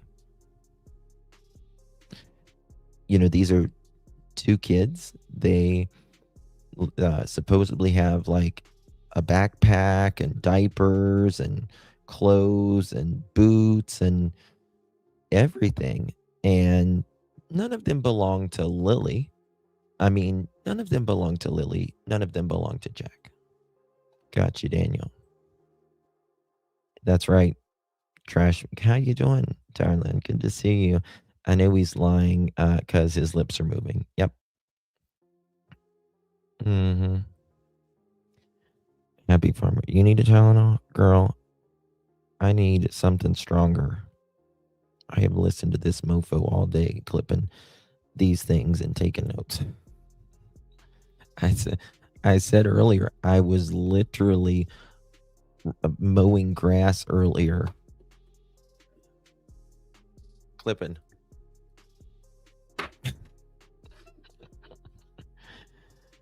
Oh my God. I gotta know all those items were found at Lily's, right? Two was showing me as well. But none of them belong to Lily's, right? I mean, none of them were Lily's, none of them were Jack's. Do you know if all those items were found at the same place, or were they found throughout? I'm not sure where they were found. I was just told that, or any of these items, Lily and Jack's, we found them during the search. Were they photographed together? No, they were not photographed. They were photographed individually. Okay, so most likely then they were not found together. Yeah. And around what time was this blanket, the full one that didn't belong to them? When was that one found? That was found, it would have been during the daytime. So, because I remember I was at. Hold on. Around what time was this blanket, the full one that didn't belong to them? When was that one found? The full one that didn't belong to them, when was that found? That was found, it would have been during the daytime. So, because I remember I was actually standing on the front deck when she brought her phone up to show me. Okay. The full one that didn't belong to Jack and Lily, he says he was standing on the porch, right? But Daniel says he wasn't home much during the first or the second day. Okay. So that would have been sometime during the day. So I'm saying between noon and 4 p.m. probably. Well, what about the piece of a pink blanket, Daniel? What about that one? The one that belonged to Lily, the one that you denied for at least a week to the media. That one. So at 4 is when they found the pink blanket that was Lily's. That was a portion of the blanket, correct? Yeah. Okay, let's take a look.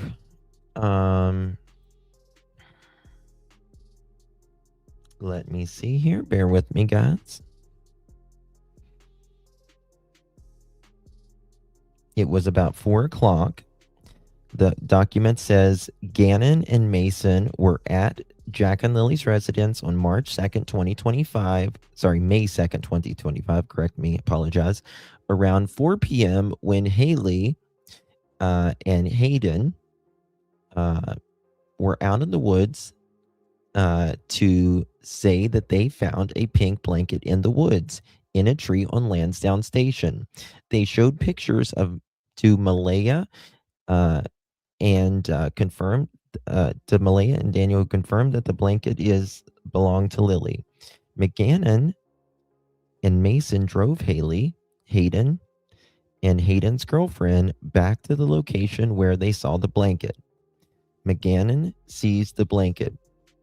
Martin said Martin and his police dogs were called to the area. He took photographs of the blanket.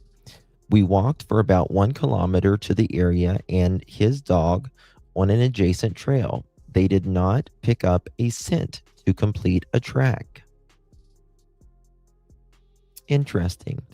Didn't complete a scent for a track. Now, what I think they should do when they find items like this,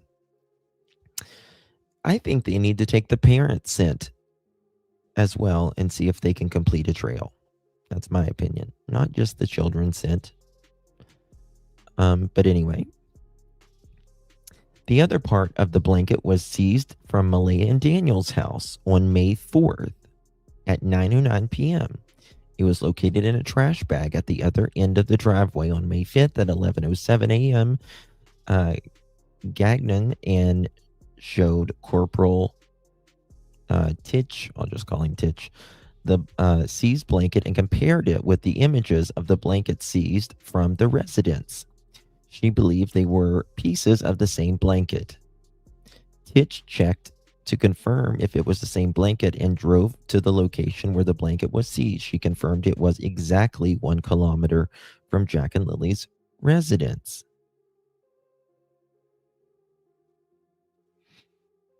Okay. I'm not sure on the exact time on Blanket that was Lily's, that was a portion of the blanket, correct? Yeah. I'm not sure on the exact time on that either. It would be after 4 because the school bus goes up there around 4 o'clock.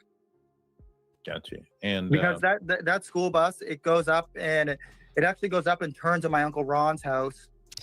So Daniel says it would have had to been after 4 o'clock because the bus shows the bus didn't see it while it was passing by there. Daniel says he didn't see it that morning. He was searching for Jack and Lily. We heard him say that earlier. But now Heath says, which is the most fucking ridiculous thing I've ever heard in my entire life. When was this? 1 second. May 26th. Perfect. Okay. Now he says, let me find it here. 1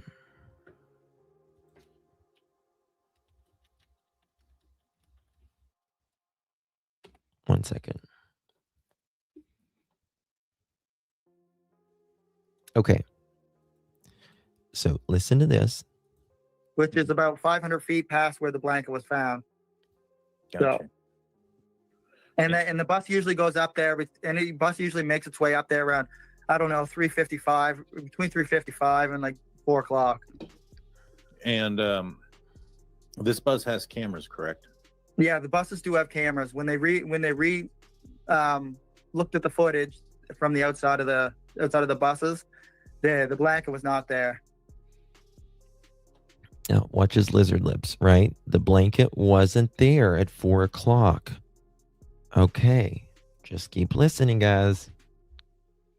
Let's see what Daniel says.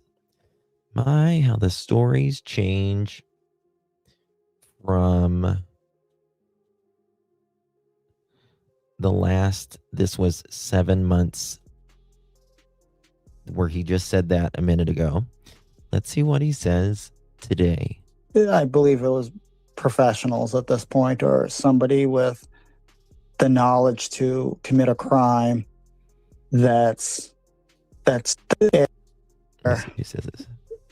like, this is what I had to come to the absolute realization of. And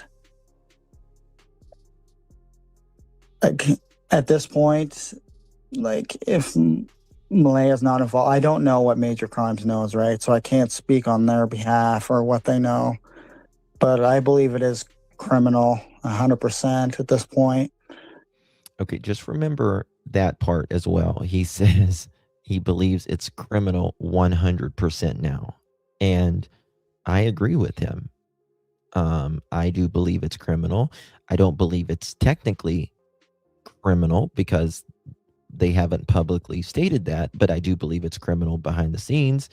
And by the time they say it's criminal, they've usually got a lot of the work done. And I believe that it was either... Listen. I believe it was professionals at this point, or somebody with the knowledge to commit a crime. that's done this stuff before. Okay. Ducky, thank you so much for your gift, darlings. Appreciate you very, very much. Thank you very much, honey. Thank you very much. Appreciate you, babe. Very kind of you. And listen to this. They got away with it for now. For now. But, yeah, eventually they will get caught. And I hope they do. I do too. But where I come from this standpoint is there must have been some person or some organization of some kind of human traffickers that knew me and Malaya's routine. They stalked us. They knew everything, we do. And the kids were home from school. They, somehow knew that. And then they took the kids, and then they must have had an individual or a group of individuals plant the blanket up there at the perfect time.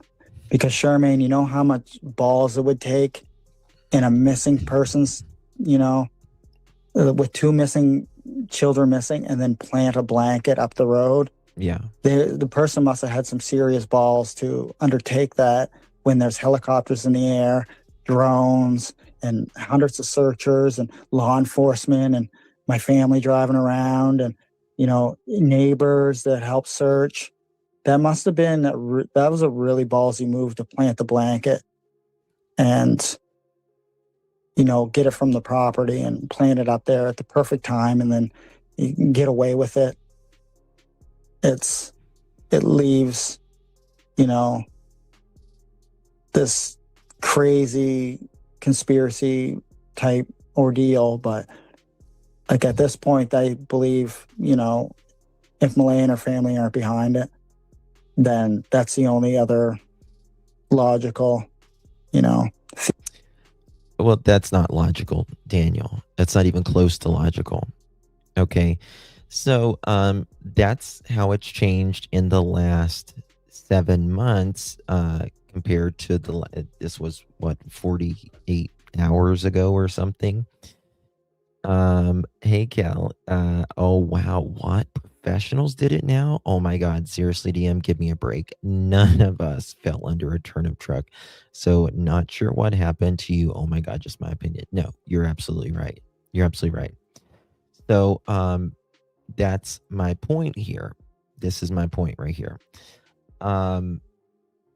So he's talking about this blanket being found at about 4 o'clock, but it wasn't seen on the bus cam at 3:55 to 4 o'clock or 4:05, even though there's 2 buses that evening.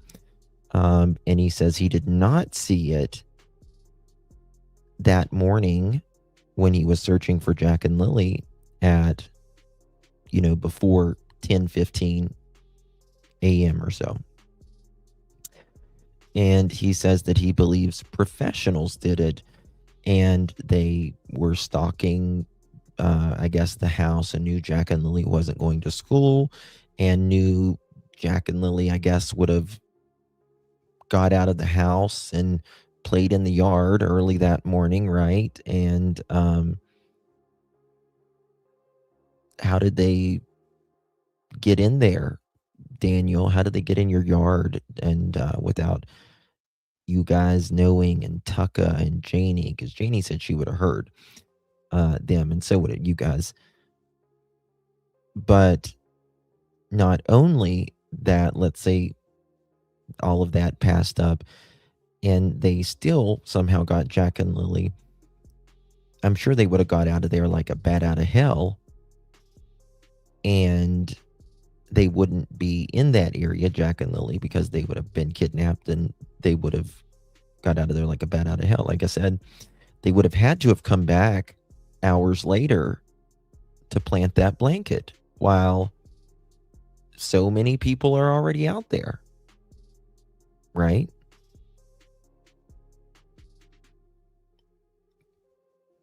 You're dumb as fuck, Daniel. He doesn't even think. He doesn't even think. Old garden gal gonna get caught. Won't be professional. No, sir. 1000% old garden gal. 1000% girl. Exactly. 1000%. It's like secondhand embarrassment for Daniel. Honestly, like he's not good at this. Thank you so much, old garden gal, for a month. Appreciate you, love. My phone battery died, but marked down that he said searcher started at 10:30. It's important. Gotcha. Let me know what we're talking about on that one.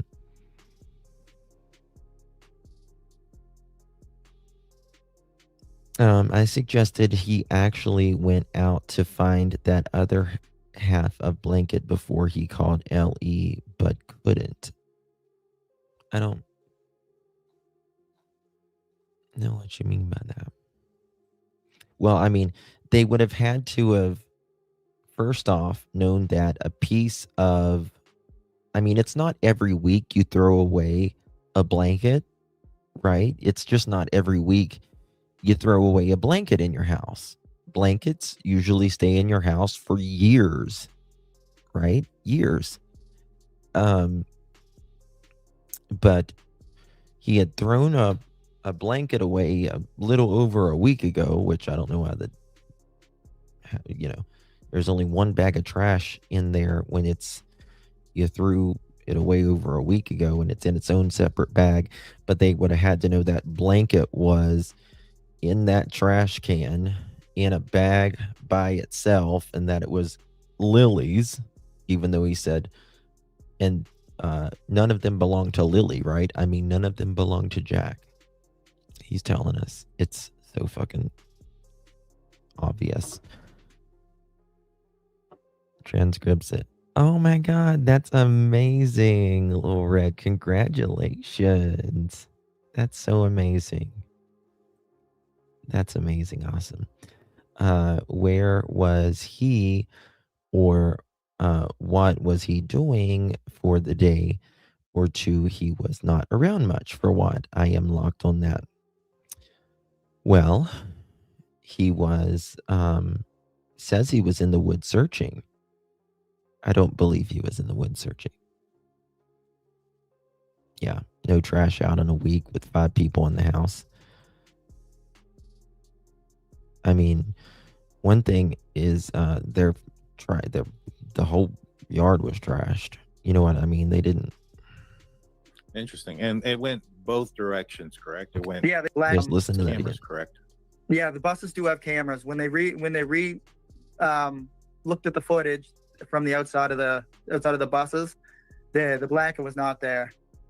Interesting. And it went both directions, correct? It went. Yeah, they both go both directions and multiple buses. And it was not seen at 3:55, 4 o'clock when the bus passed. No, they said they did not see it on any camera footage from the buses. So That is, how far is the search command from where the blanket was found? from the piece of Lily's blanket that was found in the tree, the actual command center itself. Yeah. It is okay. When you look at Lansdowne Station Road on the map. Tell us, Danny. I'll just wait for you here to set that up, and then we can take a look. Yeah, I'll give you the exact location. So here is, do you see it? Yeah. So that is. So Lansdowne Station Road. As soon as you're going up Lansdowne Station Road, you go across a little bridge. It's this direction? Lansdowne Station. Oh, this direction. Okay. Yeah. So Lansdowne Station Road, there you go over a little tiny bridge. Okay. I don't know. Have I gone too far? Yeah, it goes right on Lansdowne Station Road there. There's a little bridge when you're going down. And then you see, when you're seeing right around that turn there, that's where it is. You just headed on it. Right past that little dirt road there, that little gravel pit dirt road. Yeah. What? I'm just curious. I don't know what you mean, the dog dying after Christmas. I don't know what you mean with that one, baby. Of course, darling. RCMP would not tell him that on the bus footage. Hell no, they wouldn't tell him on the footage. Hell no. And there was 2 buses, by the way. Yes, but why would they make command so far south of where you guys live? Did they say anything about that by any chance? I'm not sure the actual reasoning for making it there. I know it's a road that's they had a long stretch going down that hill, going to the command center, so everyone could park their cars. Because there was hundreds of cars there, Daniel. Now, Search vehicles. They had to move in, RCMP Absolutely. SUVs and everything, right? so how long after law enforcement arrived at 1027 did the command post get set up? Was that something that was that? I mean, Shannon, let me tell you something. I don't know how.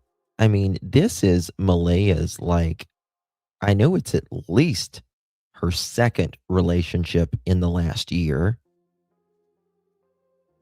I really think third, to be honest with you. The kids just hit a year being missing this month, right?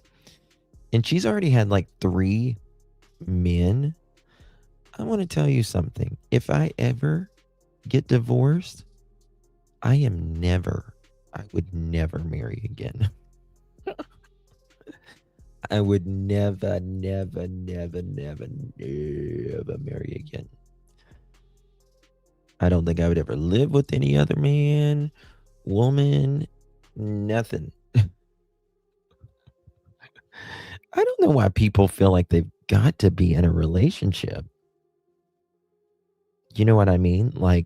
They feel like, oh, I got to have a man or I got to have a woman. I mean, of course, everybody wants companionship, until you've been married 20 years. I'm just kidding. I joke. But seriously, why does she, I will stay single. I'm telling you, just like you have your place, I'll have mine. I think if you ever got divorced or God forbid something happened, that's fine. Why do you gotta it's like she's got 2 kids missing. She's got this crazy ass ex. Why is she making more exes already?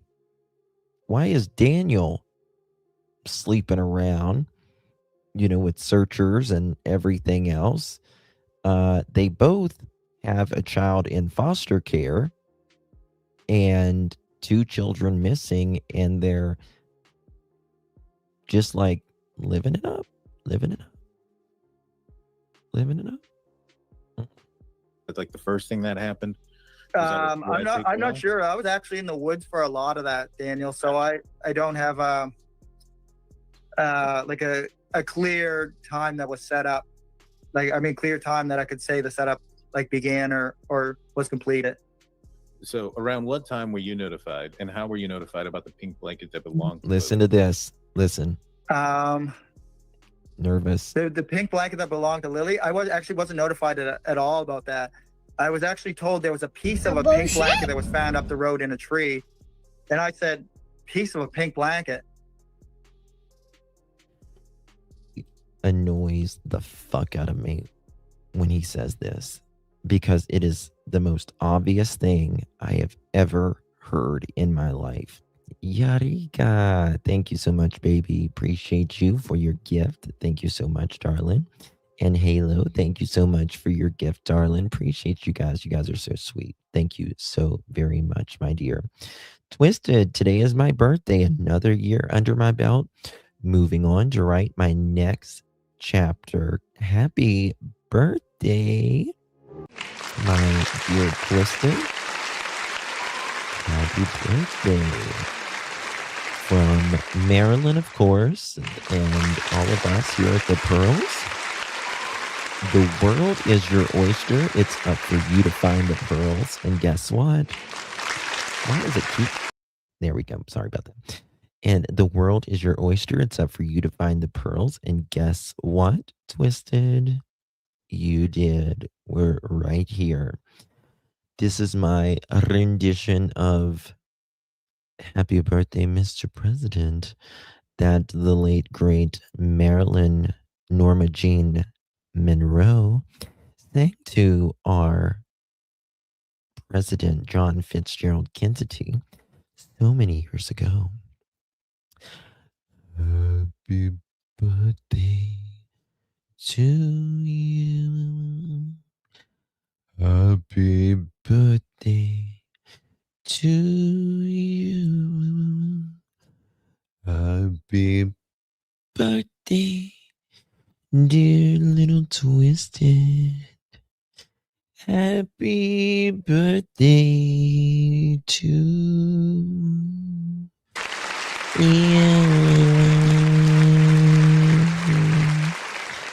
And many more.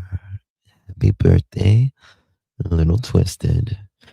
Don't be getting a little twisted tonight, honey. Okay? You make sure you drive responsibly. All right. Happy birthday, dear. Okay. This is where he annoys me, and it's very obvious, where Daniel says, I found a piece of a blanket. And I immediately put 2 and 2 together. Now, I don't know if I would immediately put 2 and 2 together if I'm high on math. You've been up for 48 hours and you have 2 kids missing, and that you threw away a piece of a pink blanket over a week ago, even though Malaya says she's the one that threw it away. The pink blanket that belonged to Lily, I wasn't notified at all about that. I was actually told there was a piece of a pink blanket that was found up the road in a tree. And I said, piece of a pink blanket? No, Daniel. Remember, Haley, your cousin, and her boyfriend came back, and y'all were supposedly on the back porch, according to the RCMP documents and your cousin, and they said, we found a blanket up in a tree, a pink blanket up in a tree. And the RCMP officers goes down there and looks and takes pictures of it and all that. They walk them back down there where they found the blanket. But Daniel says he immediately put 2 and 2 together. Pink blanket that was found up the road in a tree. And I said, piece of a pink blanket. And I put 2 and 2 together. I ran out to the garbage bin, and I seen that there was a hole ripped in the bag, and clearly there was somebody who went into the garbage, or He's nervous as or something fuck went here. on with the garbage for a piece of that to be ripped out. Because usually when you look in the garbage bin, Daniel, and you see a garbage bag, usually it doesn't have a hand-sized hole ripped in the side of it. That's interesting. Ladies and gentlemen, I want to show you what a fucking hand-size hole looks like. Right here, ladies and gentlemen, is a hand-size hole.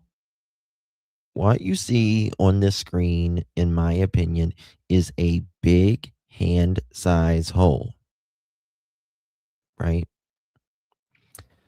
What is that song? Daniel's got the hand-size hole in his hands. He's got the hand-size hole in his hands. Daniel's got the hand-size hole in his hands. He's the hand-size. Okay, sorry. Now, the pink blanket, when they told you about it, did they show you a picture? The piece of the blanket? No. No. Okay, No. so they just told you they found a piece, and you went to the garbage bin. And Yeah. where in the garbage bin was the bag that had the other part of the blanket? Was it towards the Okay, top, in the middle, there the was bottom? these were like large industrial sized garbage bags, right? Okay. And Okay, so these are large industrial bags. Are they clear? Are they white bags? Are they black bags? Now, I think they might be clear because I think, in my opinion, these are the ones, in my opinion, Daniel, in my opinion, steals, in my opinion, from his work, in my opinion, those ones. But that's just me. That's just what I think, because he's got those clear industrial bags that he had at home when he put the kids' clothes in. Right. He said one bag was clear. Math size hole. Yes, that's what it is. He's got the math size hole in his nose. He's got the math size hole in his nose. Okay, so here we go. Mom would always yell at me, don't put so much garbage in one bag, because I would always make the bags like really heavy, right? Okay. And so I had the blanket was in a garbage bag, but there was another garbage bag that was inside, right? So it was like double bagged. Now, why would I double bag? Why would I just put this piece of a pink blanket in a trash bag and throw that bag in the other trash bag? That doesn't make sense, right? Unless you wanted it to, be planted there, maybe. Just permanently borrowed from work. Right. Right. Oh my God. I have to be a little bit silly sometimes, guys, or I do this a lot. So I kind of have to make myself, laugh, or I would probably jump off a bridge. Interesting. And you could see I keep wanting to say a hole that was ripped in the side from a hand that went down inside of it and pulled something out, but it looked to be like. I just want you to look at his face while he's doing this. Seriously, watch his facial expressions. You could see I keep wanting to say a hole that was ripped in the side from a hand that went down inside of it and pulled something out, but it looked to be like somebody put their hand in there and ripped it out. But now, I don't know about you, right? Hey, Frost, good to see you, honey. I appreciate your humor today, Justin. Thank you, Gypsy. I don't know about you, but if your kids or a family member was missing, I don't know you would be this excited. Talking in this tone, smiling, giggling as you laugh, that the fake to lighten it up, kind of, there's usually not a hand size hole.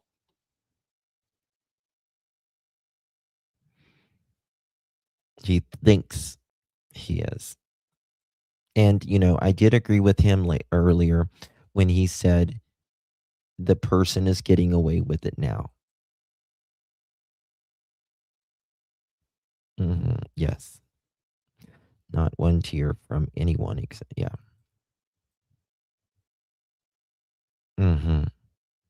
Yes, Susanna. The bag, the blanket was still at the bottom of the bag, right? It wasn't pulled all the way out. It was Okay. The blanket was at the bottom of the bag. It wasn't pulled all the way out. Now listen, the blanket, just listen, because the blanket was still at the blanket was still at the bottom of the bag, right? The bottom of the bag, right? Okay. So the blanket was at the bottom of the bag here. Yes, guys, hit the thumbs up or double tap the screen, please. Or I'll do ASMR. True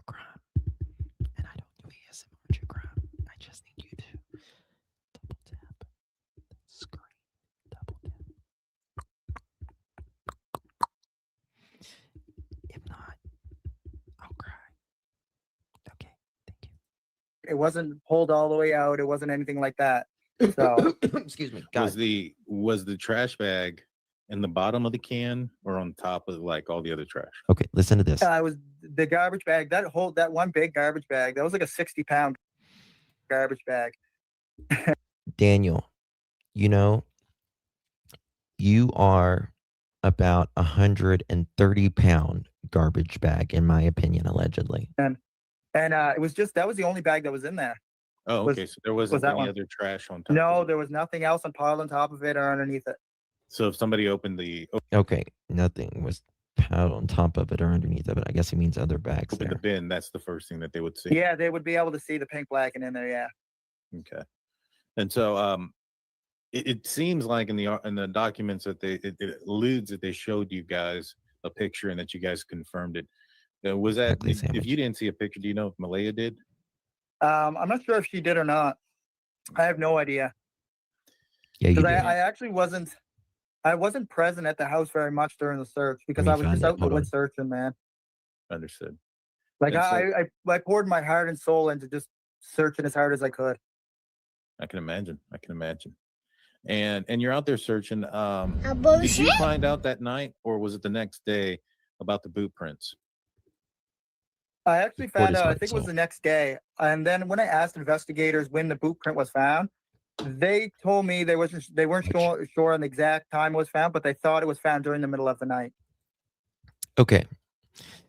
And I've heard from the underground, so to say, that these boot prints, and I think Daniel shows, I've shown it here too as well, but from what I understand, that these boot plants were planted, even though Daniel says they're not 100% sure that these are Jack and Lily's. Yeah, they are.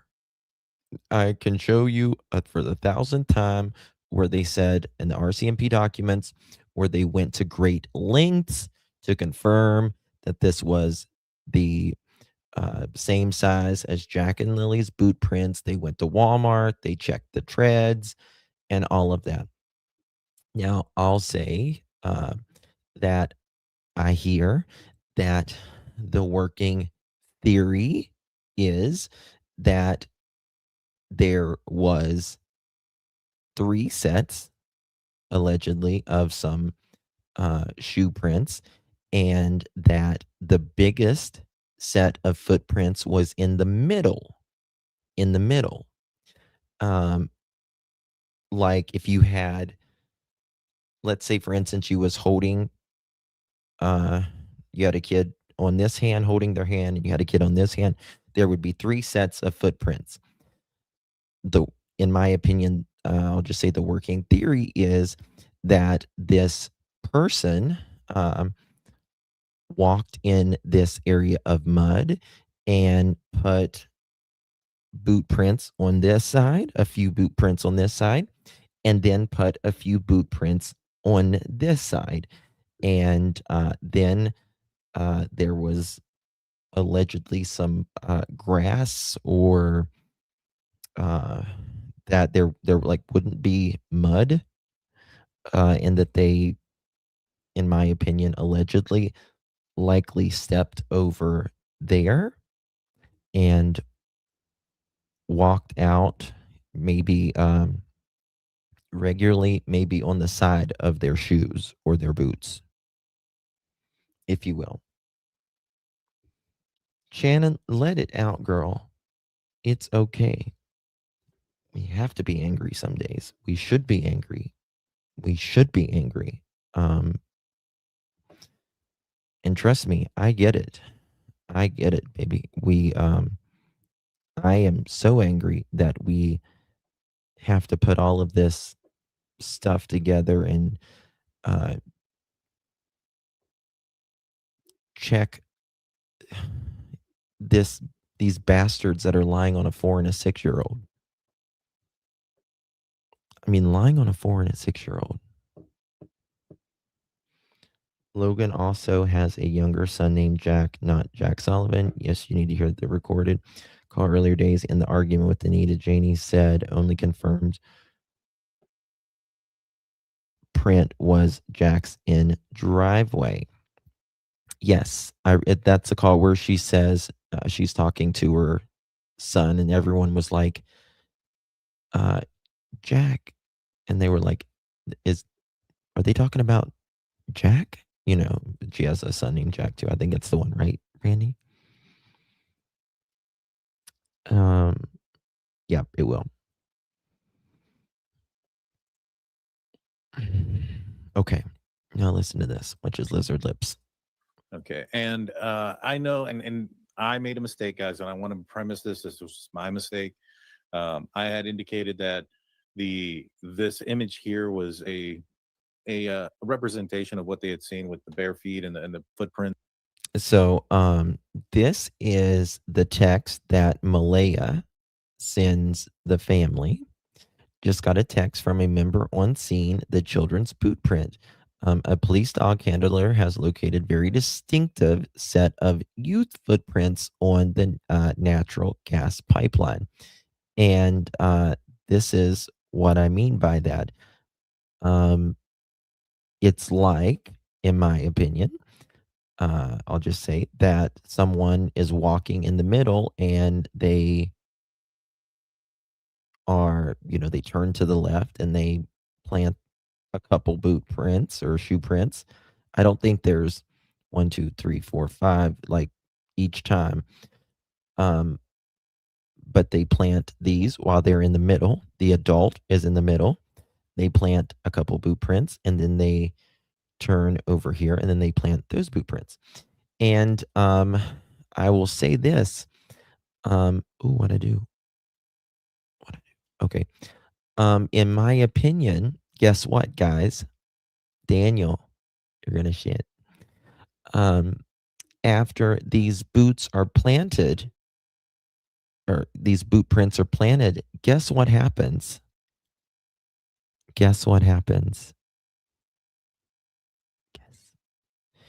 Daniel, you know what he does? You know what he does? In my opinion, he goes back to the house and he throws them in the stove. Don't you, Daniel? We know.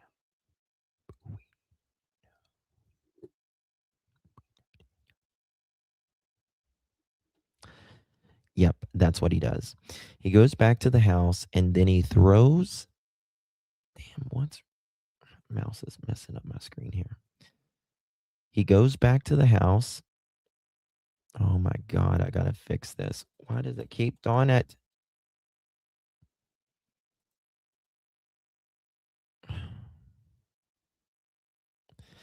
And then he throws those boots in the stove.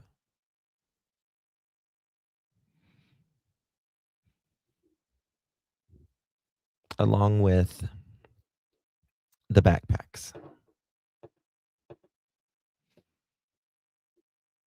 Oh, it did. It did. And whenever the RCMP gets there, guess what is still the stove is still on. The stove is still on. There's still smoke, which we have pictures of it coming out of the top. No, summer breeze. It didn't just start, honey. A lot of my notifications didn't go out today because I started early and all of that stuff. So a lot of my notifications didn't go out today. Oh, thank you, Brandy. I don't know where it went there. Thank you, Miss Brandy. Appreciate you very, very much, my darling. Thank you so much. Thank you, Miss Brandy.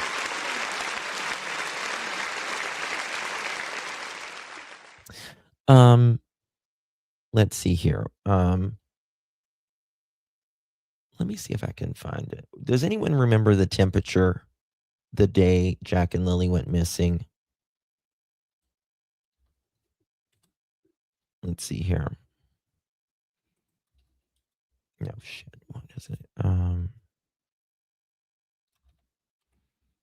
What was the temperature in Lansdowne Station, Pictou County, Nova Scotia on May 2nd, 2025?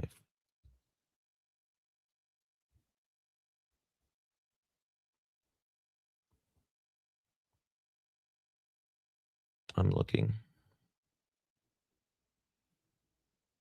I'm asking AI. I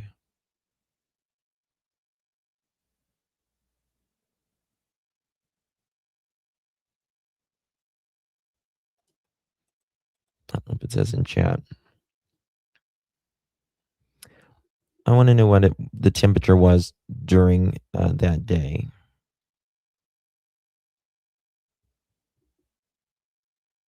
Remember, it's May. It's not January. Still can get cold, but it's not. Okay. So at 4 a.m., it was, 9 a.m., it was 45.9 degrees. That's 45 is pretty warm, right? 45 is 45 pretty warm for you Canadians? That's Fahrenheit. That would be 6.7 Celsius. That's at 10 a.m. It's 45 degrees. It gets 50 degrees that day. Or 10.4 Celsius that day. That's not really cold. But it's Canadians. That's not. It's cold for kids, right? But it's not. 10 degrees Celsius is not like terrible. It's cool. Are you going to have at 10 degrees Celsius, are you going to have a fire moving out of your house in the trailer?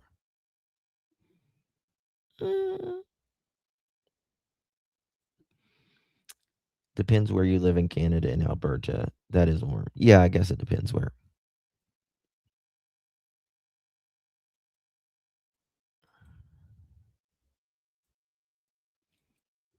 I don't know. Oh, Miss Kelly, thank you, sweetheart. You're very kind. Thank you so much.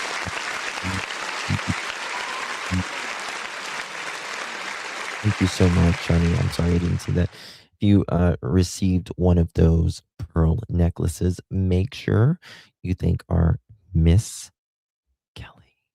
I hope people are paying attention to this. Welcome to Clutch Them Pearls, yeah, you're in the clue. Shine bright like the stars, this world never knew. We're dancing, laughing all around this world. Hold tight, shine bright, you're part of our pearl. Thank you, Miss Kelly. You are amazing. And here's a bonus. Marvin, you better not shit where you eat, honey. Get out of here. What the fuck?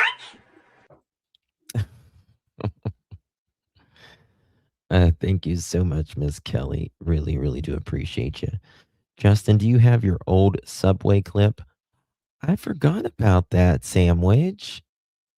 What was my old Subway clip? Damn, I forgot about it. Stand clear of the closing doors, please. Oh, I forgot about that. Stand clear of the closing doors, please. I like the sound of like the subway, or like the airports, like the sounds of "stand clear of the closing doors, please," or "prepare cabin crew for takeoff." I went back and read my conversation with Daniel, so I just wanted to clarify it. What he said was that this picture, he had problems with it find it. because he couldn't understand why a third person came, but this wasn't something that was shown to him by investigators. Kind of clarify, where did Hold on, the let me feet find and this. the footprints? I went back and read my Daniel's very uncomfortable right here. Watch this. conversation with Daniel, so I just wanted to clarify it. What he said was that this picture, he had problems with it because he couldn't understand why a third person came, but this wasn't something that was shown to him by investigators. What's that? Kind of clarify, where did this image come from? That image originally came from Maritime Happenings. Mom actually received it from Malaya. So Malaya sent it to my mother, Now listen. and the mom and my brother came home on the ATV from their search, from where they were searching. Listen. Okay. So Daniel doesn't know anything about these shoe prints, right? He didn't see him, doesn't know anything about him, but he knows his mom came home with the brother when they were, and then he says, I mean, when they were searching. And the Watch it. mom and my brother came home on the ATV Hold on. from their Watch his eyes. Watch him. He's making this up. He's being very careful here, and he has to be very careful. Watch him closely. Malaya. So Malaya sent it to my mother, and the mom and my brother came home on the ATV from their search, from where they were searching, to talk to Malaya, see what this photo was about. Watch But it was it. actually Maritime Happening, which originally posted it, and that came from one of the searchers, I guess. It supposedly came from Malaya. It supposedly came from Malaya. So you're watching pretty closely there, right? You're watching pretty closely there. Mhm. Understood. So it wasn't something that you saw from the investigators or from the search. No, it wasn't anything like that. Did they ever tell you that there was 3 prints? I don't actually Hold on, remember. what? That there was 3 prints. Yes, they did, Daniel. I don't actually remember that, but Oh, I bet you don't. I bet you don't. I bet you don't remember them telling you there was 3 sets of prints because, they were planted, right? And someone had to plant them, and someone was in the middle, planting those shoe prints. In my opinion, I'll just say the working theory is that there was this, okay, think about this. There was this little set of mud where it had rained and stuff. They walk in the middle, they plant a couple boot prints, on this side, and all 3 of them, not just one set of boot prints keeps going on, not 2 sets of boot prints keep moving on. All 3 boot prints stop at the same spot. And Daniel, still to this day, is not saying that those are Jack and Lily's and that those were planted as well, just like the blanket. They were absolutely meant to be found, just like the blanket was found, planted in a tree. They were planted, then they were destroyed, in my opinion, I'll say, in the wood stove. That picture always just bugged me, and then Bet it did. even if they did tell me there was 3 prints, like that doesn't make sense to me, Daniel. Yeah. Oh, it makes perfect sense to me, Daniel. What do you mean? It makes perfect sense to me, right? Right, Daniel? Right? That there's 3 sets of boot prints. It doesn't make sense that they all stop in one area. It doesn't make sense that there's no boot prints, legitimate boot prints of Jack and Lily walking in the yard, except one other planted one in the yard. But RCMP doesn't confirm that. But it's ironically pointing toward the road. But again, you know what happens if you're walking in mud and then step on asphalt, or you're driving in mud and then you get on the pavement. You're going to see boot prints, right? You're going to see little muddy spots or whatever, because you go from mud or gravel or whatever. You're going to see those spots on the asphalt, just like when logging trucks go from a dirt road and then pull out onto the pavement. You see the tracks.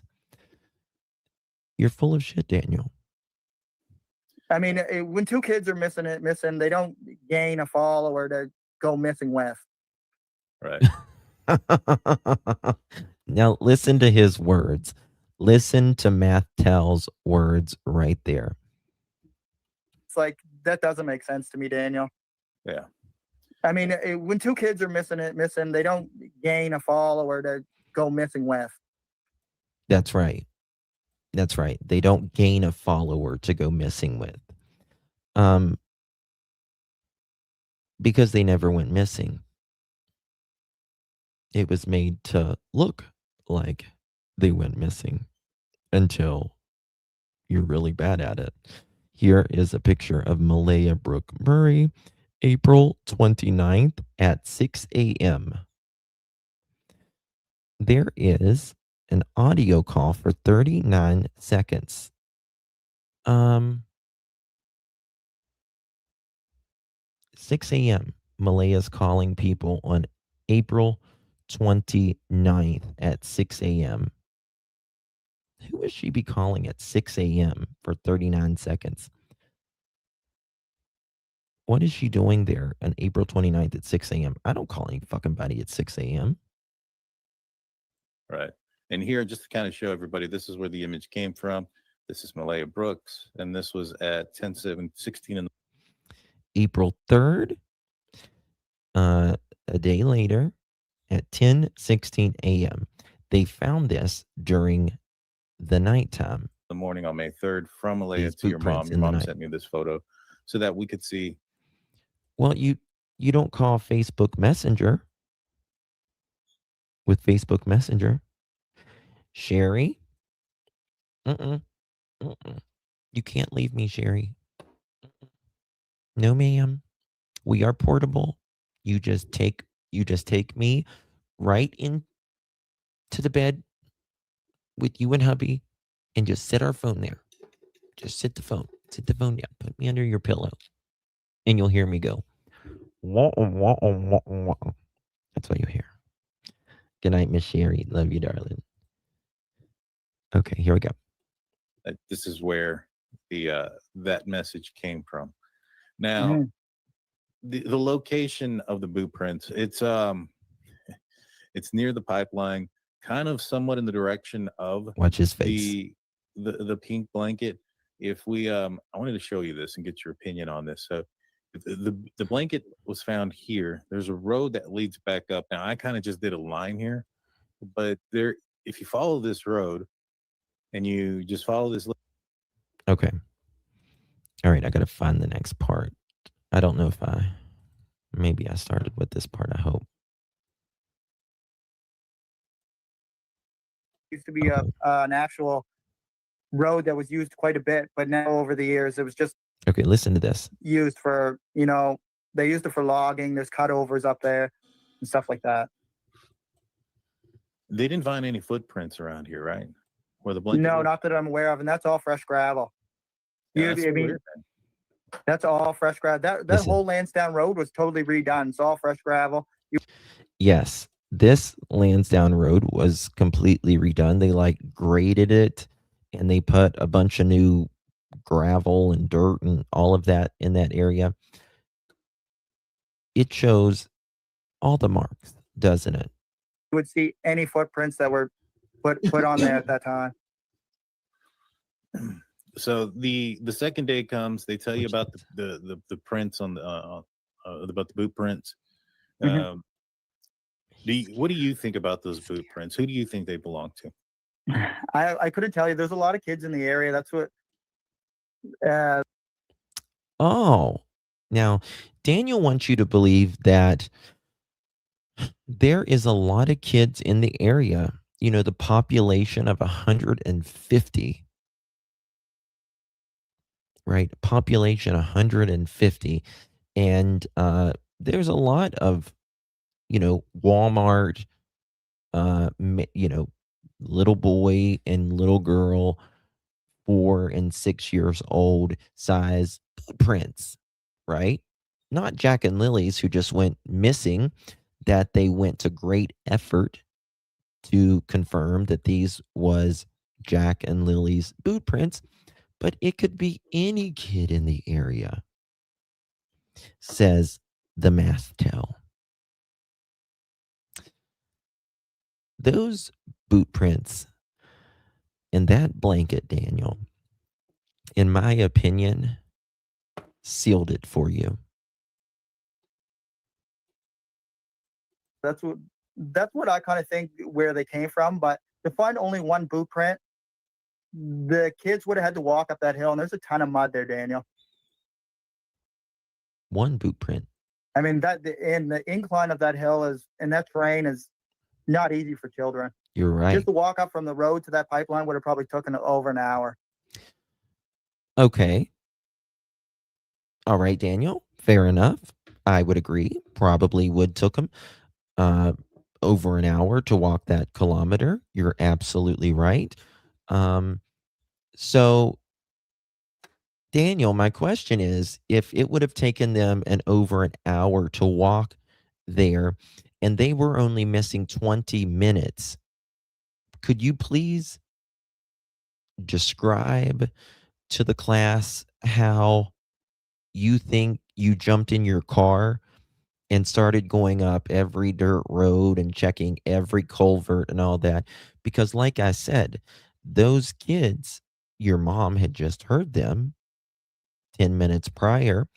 Why would anyone jump in their car and start running up and down the roads when it's a 4 and 6 year old and they couldn't have gone that far? You're saying it would have taken them an hour at least to get over there. Nobody knows. I mean, everybody knows rather that they're not going to get that far. In 20 minutes, especially a little boy with a diaper on, a little girl who's trying to guide her brother, supposedly, and has a backpack on, and a little boy with just a diaper, that, you know how uncomfortable it would be. You and Malaya said that the moment they got cold, they would go back inside. You know that they didn't go anywhere. And by that time, the helicopters would have seen them if they were in the woods. You're right. You're right. They would have. The technology, let me tell you how good the technology is. With these heat-seeking devices that they have, like if you're riding like a four-wheeler or whatever, it will show the trail of your tracks from way down where you've already came from because of the heat, the little minute heat generally that comes from your four-wheeler wheels or your car wheels or whatever. It will show the tracks. That's how heat sensitive it is. It will show a damn field mouse in a field That's how sensitive it is. It's not hard to find someone that is alive out there at all, or even, dead within 12 to 15 hours, right? Because when you die, you lose about 1.5 degrees per hour. It takes your body cools about 1.5 degrees per hour. So in 2 hours, you're going to lose about 3 degrees of your normal body temperature. So whenever, like people say, when people are like dead, and there's only one dead, right? But when they're dead, they feel cold. No, they're not cold. They're just the absolute temperature of the room. Whether that's 70 degrees, we're normally, 98.6 about or so. We're just whatever the temperature of the room is around us. If the room is 50 degrees, the person will be 50 degrees after they've totally cooled off. So you're so dumb, Daniel. My only problem with that is if there's mud there and it's muddy, if somebody went out there and planted them, where are their footprints? That is correct too. You know what I mean? Yeah. Well, the main portion of the mud is actually on the actual 4-wheeler trail that's on the pipeline. What, Daniel? You're being real careful there. That's correct too. Watch him. You know what I mean? Yeah. Well, the main portion of the mud is actually on the actual 4-wheeler trail that's on the pipe. Yeah, he's making sure he's going through. Not going to say what. I got to make sure. What road was I on? What trail was it found on? Pipeline. All the rest of the pipeline, for 90% of it, it's all just moss and oh yeah, moss and just, you know what I mean, grass, or a marshy type grass. No. But still, if you're walking along that, your footprints would have left indentations in the grass. Yeah. Yeah, it would have. Yeah, I would have thought so. I mean, especially if it's an adult. You would think. That's going out there, that's heavier than these kids. Yeah. You would assume that they would have left some indentions as well. Now, this says here that a police dog handler located a set of footprints. Do you know if that's true? Like, how did they come across the footprints, in your opinion? Yeah, tell us, Daniel. I actually heard the footprints were actually found in the middle of the night, and they actually had an untrained bloodhound up in that area. I'm not sure if that's what they're referring to by police dog handler or not. It was found in the middle of the night. Because there were so many dogs out there. Yeah, I can imagine. And so when is the first time? But they did tell me they exhausted that whole area. They sent so many searchers in. They sent the dogs in. They exhausted that area for multiple days. Yeah. And I know a lot of people might say, oh, well, this is going to your uncle's house. Maybe you planted them. I find it weird. I don't understand why somebody would plant evidence that's leading to the direction of a. I've never actually seen the actual location of the footprint in real life. Yeah. So and I told investigators this, and I've never seen the actual blanket hanging in the tree. I've never seen that. Gotcha. He's never been to where the footprint is, guys. Never been to where the footprint is, and he's never seen where now. Oh my God. He's never seen the boot prints in real life where they were, not that he would be interested, not that any parent would be interested to see where that is, right? And he says he's never seen where the boot print is, even though we have an interview of him showing where the blanket was in the tree from the news. It's the interview where he shows where the blanket was. He goes hanging on this limb right here. And then he goes back. They go back to the house and he's showing where the blanket came out of the trash. And then after that, he does an interview for DT about where the blanket was, but he's never been there. So when is the so the next day comes, searchers are out there. How long are searchers on the in the area searching for Jack and Lilly? for the first initial search, I think it was like 6 or 7 days. I'd have to re-look at all or look at all the actual how many days they were here for, but it was 6 or 7 for the first initial search, and then they came back the next weekend and they did that search as well. And that doesn't include when the dive teams came in. Listen to I this. talked with those guys after they were done finishing Lansdowne Lake and some of the ponds and the streams, and they assured me that there was no evidence that the kids were near any water. I don't like the sound of this. I don't like the sound of him saying this. Watch his behavior and watch what he says. They insured me. They can't insure you that there's no evidence that the kids are not near any water. They can say, we don't believe that they are in that pond or that. And this,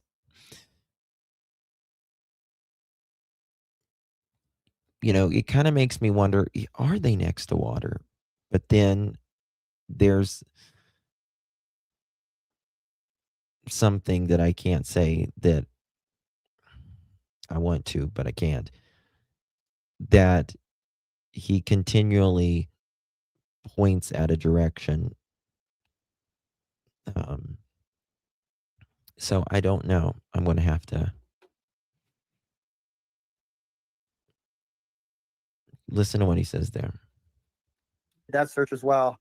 Look at all the actual how many days they were here for, but it was 6 or 7 for the first initial search, and then they came back the next weekend and they did that search as well. And that doesn't include when the dive teams came in. I talked with those guys after they were done finishing Lansdowne Lake and some of the ponds and the streams. The dive teams coming in, the pond teams, or they searched the ponds, the streams, the lakes, and they assured me that there was no evidence that the kids were near any water. There's no evidence that the kids were near any water. Well, that's highly unlikely because if the kids got out on their own, which they didn't, but they go the path of least resistance, and which is generally the lowest point, the most level point, which is usually a cream And or a stream or a. your property, I know it was recently searched with the cadaver dogs. Yep. How many times has it been searched by the search team and the dogs, whether it was the first time they were out there or second, third? How Watch many his times face. in totality? The amount of times the property was searched was, I can't even put a number on it, Daniel, because it was constantly new people coming in and walking through the property. Like for the whole time, there was just new people coming in. I mean, there's the amount of ribbons I see around. It's in the thousands in Lansdowne. Gotcha. And so they're coming in, they're searching the property. How long before you're brought into a police station? I was brought in. I don't remember what day I was brought in because You it's all the don't? days mashed together. Mhm. But I was brought in by 2 investigators that were originally on the case. Okay. And I haven't seen those guys in a while now. We'll say that. Yeah. Watch him. But those 2 original guys took me in, and we went into the Stellarton detachment, which is in Pictou County, not the major crimes headquarters that's in Bible Hill. Mhm. But I sat in a room with them, and they bought me some food and some coffee, which we know why that was for, right? They bought me some food and coffee, which we all know what that was for, right? It sounds a little bit paranoia, doesn't it? Yes. No, not a 24-hour live, girl. I'm too old. I'm too old and decrepit for that. Shannon, 24-hour live. It's funny. Um. Oh yeah. Yep. Ariel, you're absolutely right. He does. He absolutely does. He's worried about now. Again, he says that he is the only one that they have taken DNA from. He's the only one that they have taken DNA from. But he's like, that's why they bought me coffee. We all know what that's for. Collect DNA. Yeah. And you know, they never had to ask me for any of that. I was willing to give them everything. Right. No, you weren't. But yeah, we ran over the timeline the 2 days prior, and We ran over the timeline the 2 days prior. Now, that is true, but Daniel didn't give enough information. And remember, he intentionally, in my opinion, confused Wednesday and Thursday up, right? And even in the RCMP documents, it said, we think Daniel is getting the days confused because they had the Malaya's maps and the Google Maps and all that. And after they had checked everything, he wanted to make it seem like Wednesday was Thursday. No, Daniel, wasn't going to work. But he just claims he's just a witness, not a suspect. Well, I got him on something up here. I drew them a map of everywhere I went during the search. And Daniel drew them a map. Okay. Of everywhere that he searched. Okay. Daniel, could you share that map? Oh, let me see if I can upload this. Now, do I have it? Daniel said something earlier that I found absolutely terrible. That if he really, okay, listen to this. See if I can find it. She couldn't do with Facebook Messenger, right? To do it like stuff like that. Okay, perfect. Thank you. And then for this next question, Let me see if I can find it. Damien said if you can't or won't say publicly, you could just send it to me to send it over to Damien. But he's wondering if you remember. All right, listen to this right here. Listen to this. Or recall she couldn't do with Facebook Messenger, right? To do whatever, like stuff like that. Okay, perfect. Thank you. And then for this next question, Damien said if you can't or won't say publicly, you could just send it to me to send it over to Damien. But he's wondering if you remember exactly where you were when you thought you heard that scream. It's strictly for search purposes. Do you remember where you were? I don't know the exact coordinates. Okay. Damien said it's strictly for search purposes. Can you tell us where you were when you were recording? Okay.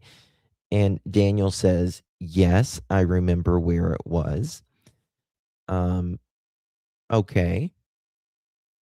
Cool. Daniel just said here that he drawed the RCMP maps, right? And he says he wants Jack and Lilly to be found at all costs, and he has nothing to do with it. Got it? Okay. All right. I do know where it was at, and I searched that heavily. See, the problem I have with that is there were so many people yelling and screaming during the search, and in combination with the helicopter and drones, because the drones are very loud too. When he heard Jack and Lilly screaming. Because some of them are quite large. So I did search that area. I know where it is, but if, Damien's pro Malaya, I don't want to speak to him because, that's just how it is. I'm not going to put myself in a situation where they're going to take Malaya's side and not hear me out. I don't want anything to do with them people. Okay. Okay. So Daniel says, because the person asked about Daniel, where you might have heard Lily screaming, can you tell us that location? And he says, yeah, I do. And then he says, that area was heavily searched. But he says, but because you are pro Malaya, I'm not going to tell you. I'm not going to tell you. And then he says, because if you're not willing to listen to me, my side, then I don't want anything to do with you. Right? So Daniel clearly doesn't give a fuck about finding Jack and Lily. He cares about if you believe him or not. But listen, continue. Everyone should remain in a neutral position, just like you did, remain. That's why I'm on here right now. You're not pro Daniel. You're not pro Malaya. You're pro Lily and Jack. And from what I gathered, most of the people on that search are pro Malaya. That's why Malaya felt so comfortable. So, okay. From most people on that search, this most recent search, they were pro Malaya. That's why Malaya felt so comfortable. I avoid any talk with people that think I hurt the kids, because I'm not into changing people's minds or their beliefs. Everyone has their own belief. I'm not into changing people's minds, he says. But he just said in the previous sentence, if you're not willing to listen to me or hear me out, if you're not willing to listen to me or hear me out, but I'm not here to change people's minds, but I'm not going to tell you that information because you're pro Malaya and you won't hear me out. But I'm not here to change people's minds. Got it, Daniel. Got it. Yeah. He's real good at this, isn't he? It's never been about Jack or Lily for Daniel. It's never been about Jack or Lily for Daniel. Ever. Ever, ever, ever. Because if it was about Jack or Lily, yeah, I thought I heard something there. But you're pro Malaya and go to hell. That's what he's like. He so fell for it. He's so dumb. So dumb. And also, we just talked about everything that led up to where I was that day, sitting down, talking to them. And look at that. Look. So he's telling you what? He was talking to the RCMP about. Where I was that day, sitting down, talking to them. And with this after. So the RCMP wanted to know where you was that day, the day Jack and Lily went missing, sitting down, talking to them. That you and Malaya were no longer in communication? Yeah, this was after that, yeah. Okay. And so did you drive in there on your own? Did they pick you up? No, they actually drove. Whenever they needed me, they actually came and got me. Mm-hmm. Sure did. Gotcha. Because they wanted to know for 100% that I was coming or not, or so they always came and got me. Like I was with them every day for the first, quite a few days. Like I seen them every day. That wasn't my first interrogation though. I wasn't sitting in the Stoughton dispatch or Stoughton department. That was my very first actual audio recording with them. Was the second day of the search. Second day of the search was his first audio recording. That's when major crimes came in. Before Malaya left. First day of the search. I actually sat in with major crimes officers and. Okay, so even before Malaya left, major crimes was there. They weren't there on the 2nd, but they came on the 3rd. By the 3rd, because they did not find them on the 2nd and they had searched 48 hours or close to 36 hours, almost 48.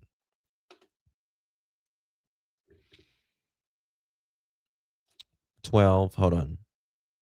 12, 14, 15, 16, 17, 18, 19. They had searched about 20 hours. But by the third, what was it? The third, second, third, when Major Crimes got there, I think that's whenever things started getting tense. And then that's when the fight broke out.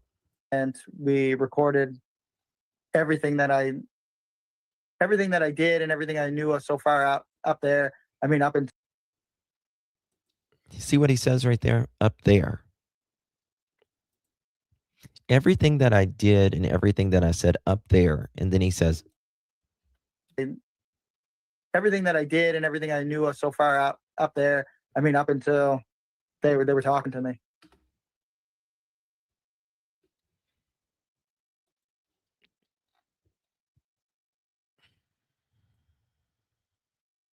up there.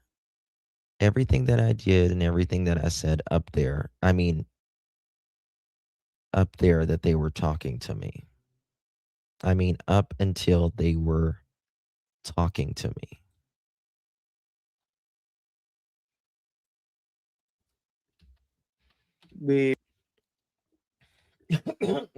I really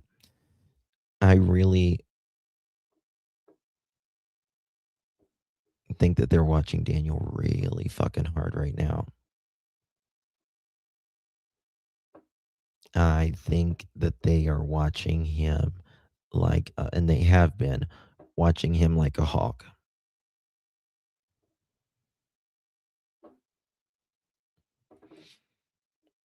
Well, thank you so much, Jim. Appreciate you. There's a couple things that I've caught, but I just cannot say it because of this fuck boy right here on the screen. Because I'm just saying, I think the RCMP really knows what he's been up to, right, Daniel? What you've been up to? We recorded the second day of the search before Malaya left. I actually sat in with major crimes officers and we recorded everything that I did and everything I knew of so far up there. I mean, up until they were talking to me. And so we actually, during the interrogation at the Scotia Dispatch, we actually went over a lot of the stuff we already did, just so they could cross-reference, right? And how long were you out there for at the dispatch? What was that? How long did that interview take? Was it a couple of hours? The original one, sitting in the major crimes van with them, that was about 45 minutes to an hour. And then, but the actual interrogation, if you want to call it, at the Scotia Dispatch, that one was almost 4 hours. His first interrogation was 4 hours.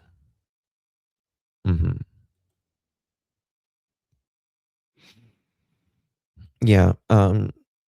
RCMP knows where up there is. They know where up there is. They're watching him. There might be 50 drones in the air right now, Daniel. How about that? You actually think there's 50 drones? There probably are, Daniel. I bet you they got red, white, and orange lights now. Probably hear them hovering over you, don't you, Daniel? Yeah. I bet you they whisper your name when you go outside at night.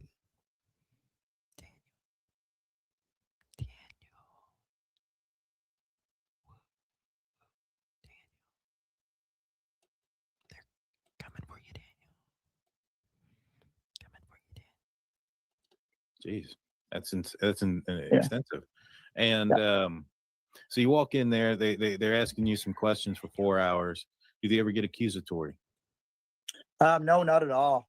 I was completely cooperative with them, and I said, like, yeah, we're gonna come and get your phone in a few days. Do you want to sign a waiver? I said, no, I don't even need to sign a waiver. I threw my. Can someone make me a Michael Jackson? I can do it, but I'm gonna make a Michael Jackson kind of like almost like the tune. The drones are watching you. Is that what it is, Michael Jackson? Somebody's watching me. Is that the song? That's what it is, yeah. Phone. So when did they pick up your phone? Was it that day? No, it wasn't that day. It was actually a few days after. Okay. And how long did they have your phone for? They had my phone for about a week, and they actually Listen. gave me a loaner phone to use while they had my phone.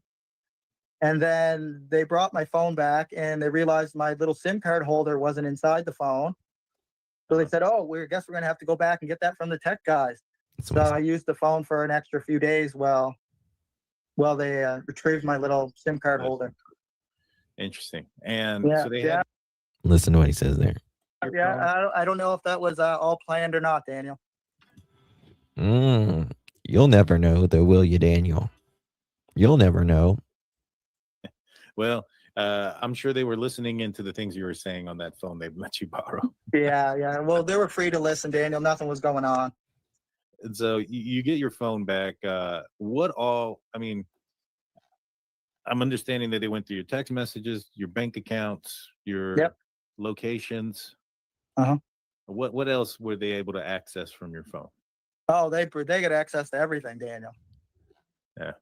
I mean, they probably looked. I mean, they had it for over a week, so they could have just looked through everything. I bet they did. But they're going back. Okay. And did they have any questions referencing what they looked through with the phone after they gave it back? No, they didn't. I didn't question them on it, and they didn't question me. They said, here's your phone back. Everything's good. And how long was it between the time that they gave you your phone back and the time that you took the polygraph test? Listen. I may have taken the polygraph exam when they had my phone. Oh, okay. I don't quite remember that. Daniel, put your bra on. Look at this. These are the drones. These are the red, white, and blue drones. Right here. And guys, I'm really saying this half-heartedly, but I want Daniel to think I'm serious, okay? So some of these things I say, you're probably like, Justin, you're fucking crazy, but I want him to say, okay.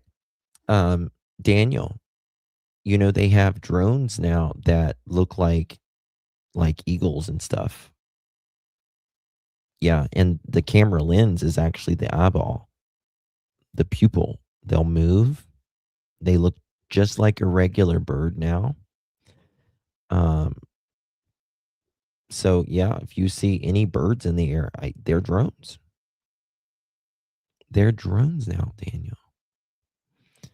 And trust me, Janie will tell you, your mommy will tell you, all the birds now are drones watching.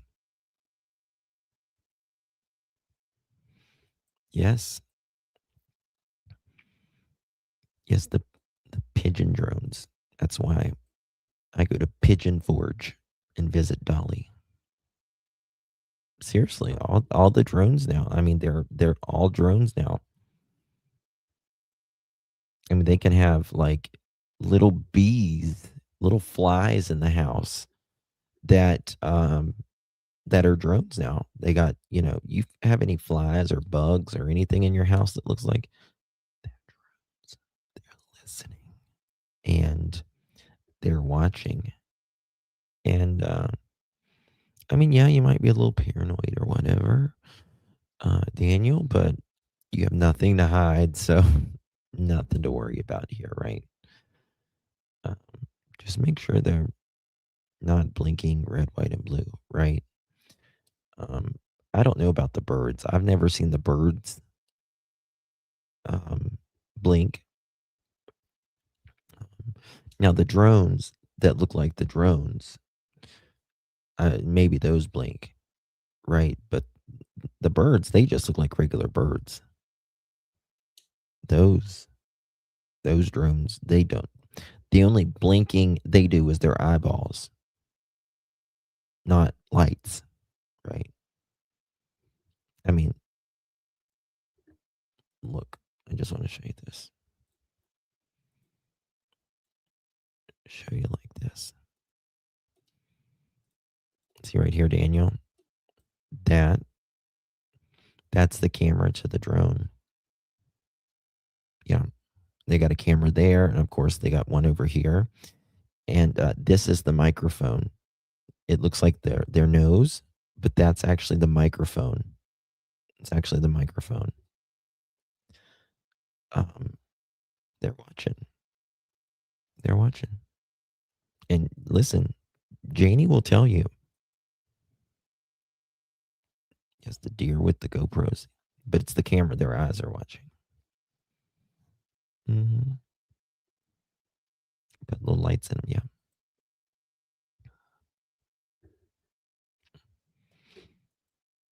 X-ray vision. Oh, of course. Absolutely. Absolutely. Oh my God. It's 11 o'clock, guys. I've been here. I cannot believe I've been here 3.5 hours. Forgot that the RCMP hatched Justin.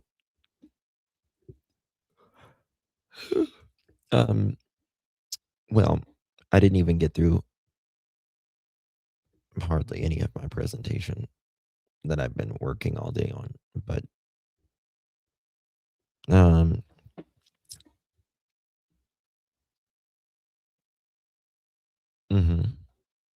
yep. She his ex-girlfriend, they wanted her to press charges.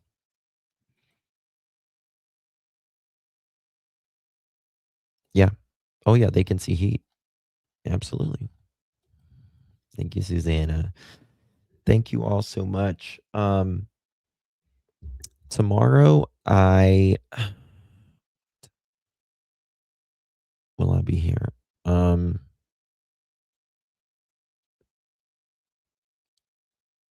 Tomorrow, I don't know if I'll do a Jack and Lilly live tomorrow. I might and finish it up, but I want to do a live on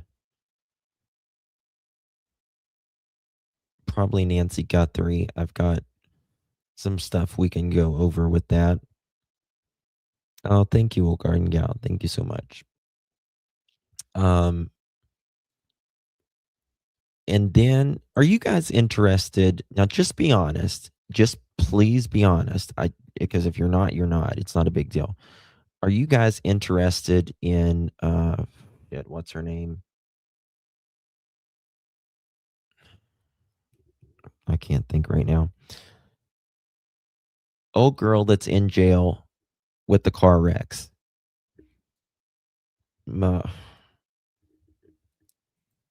Hold on one second. Let me think of it.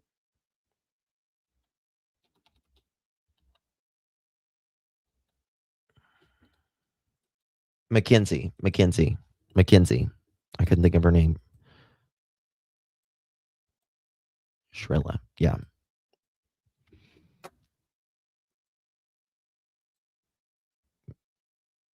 Not really. No. Okay. Yes, Mackenzie. She's awful. This is a documentary. Yes. No. Oh, was she doing it? God. You mean she's sleeping through it?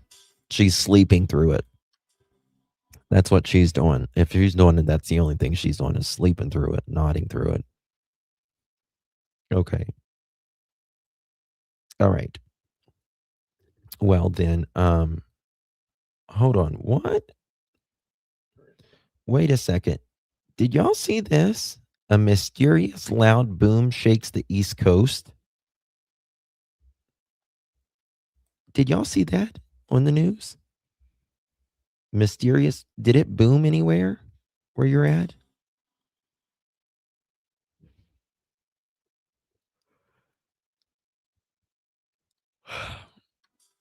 God, at least I yawn. See, I yawn when I get sleepy. I yawn.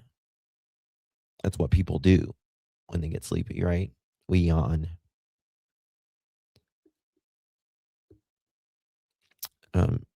NASA didn't warn no one it was loud. What is it? Let me see. Hold on.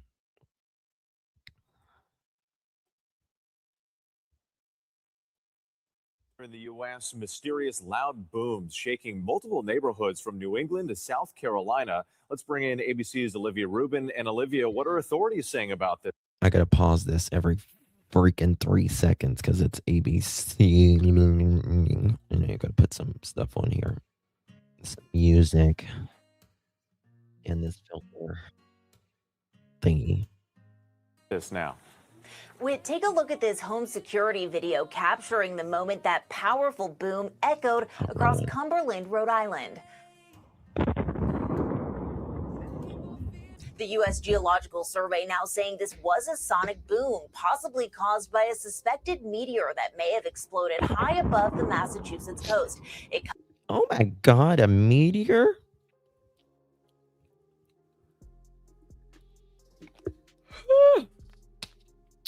It was so loud. Comes just days after another mysterious boom. Look at the cats. There went pussycats everywhere. Boom shook parts of South Carolina. Officials said that sound was also consistent with a sonic boom, not an earthquake. Yeah, so many. Oh yeah, that had to be. That had to be. If it went from Maine to South Carolina, which I don't think I heard anything, but I don't know. I had my headphones on mowing grass earlier, so how would I?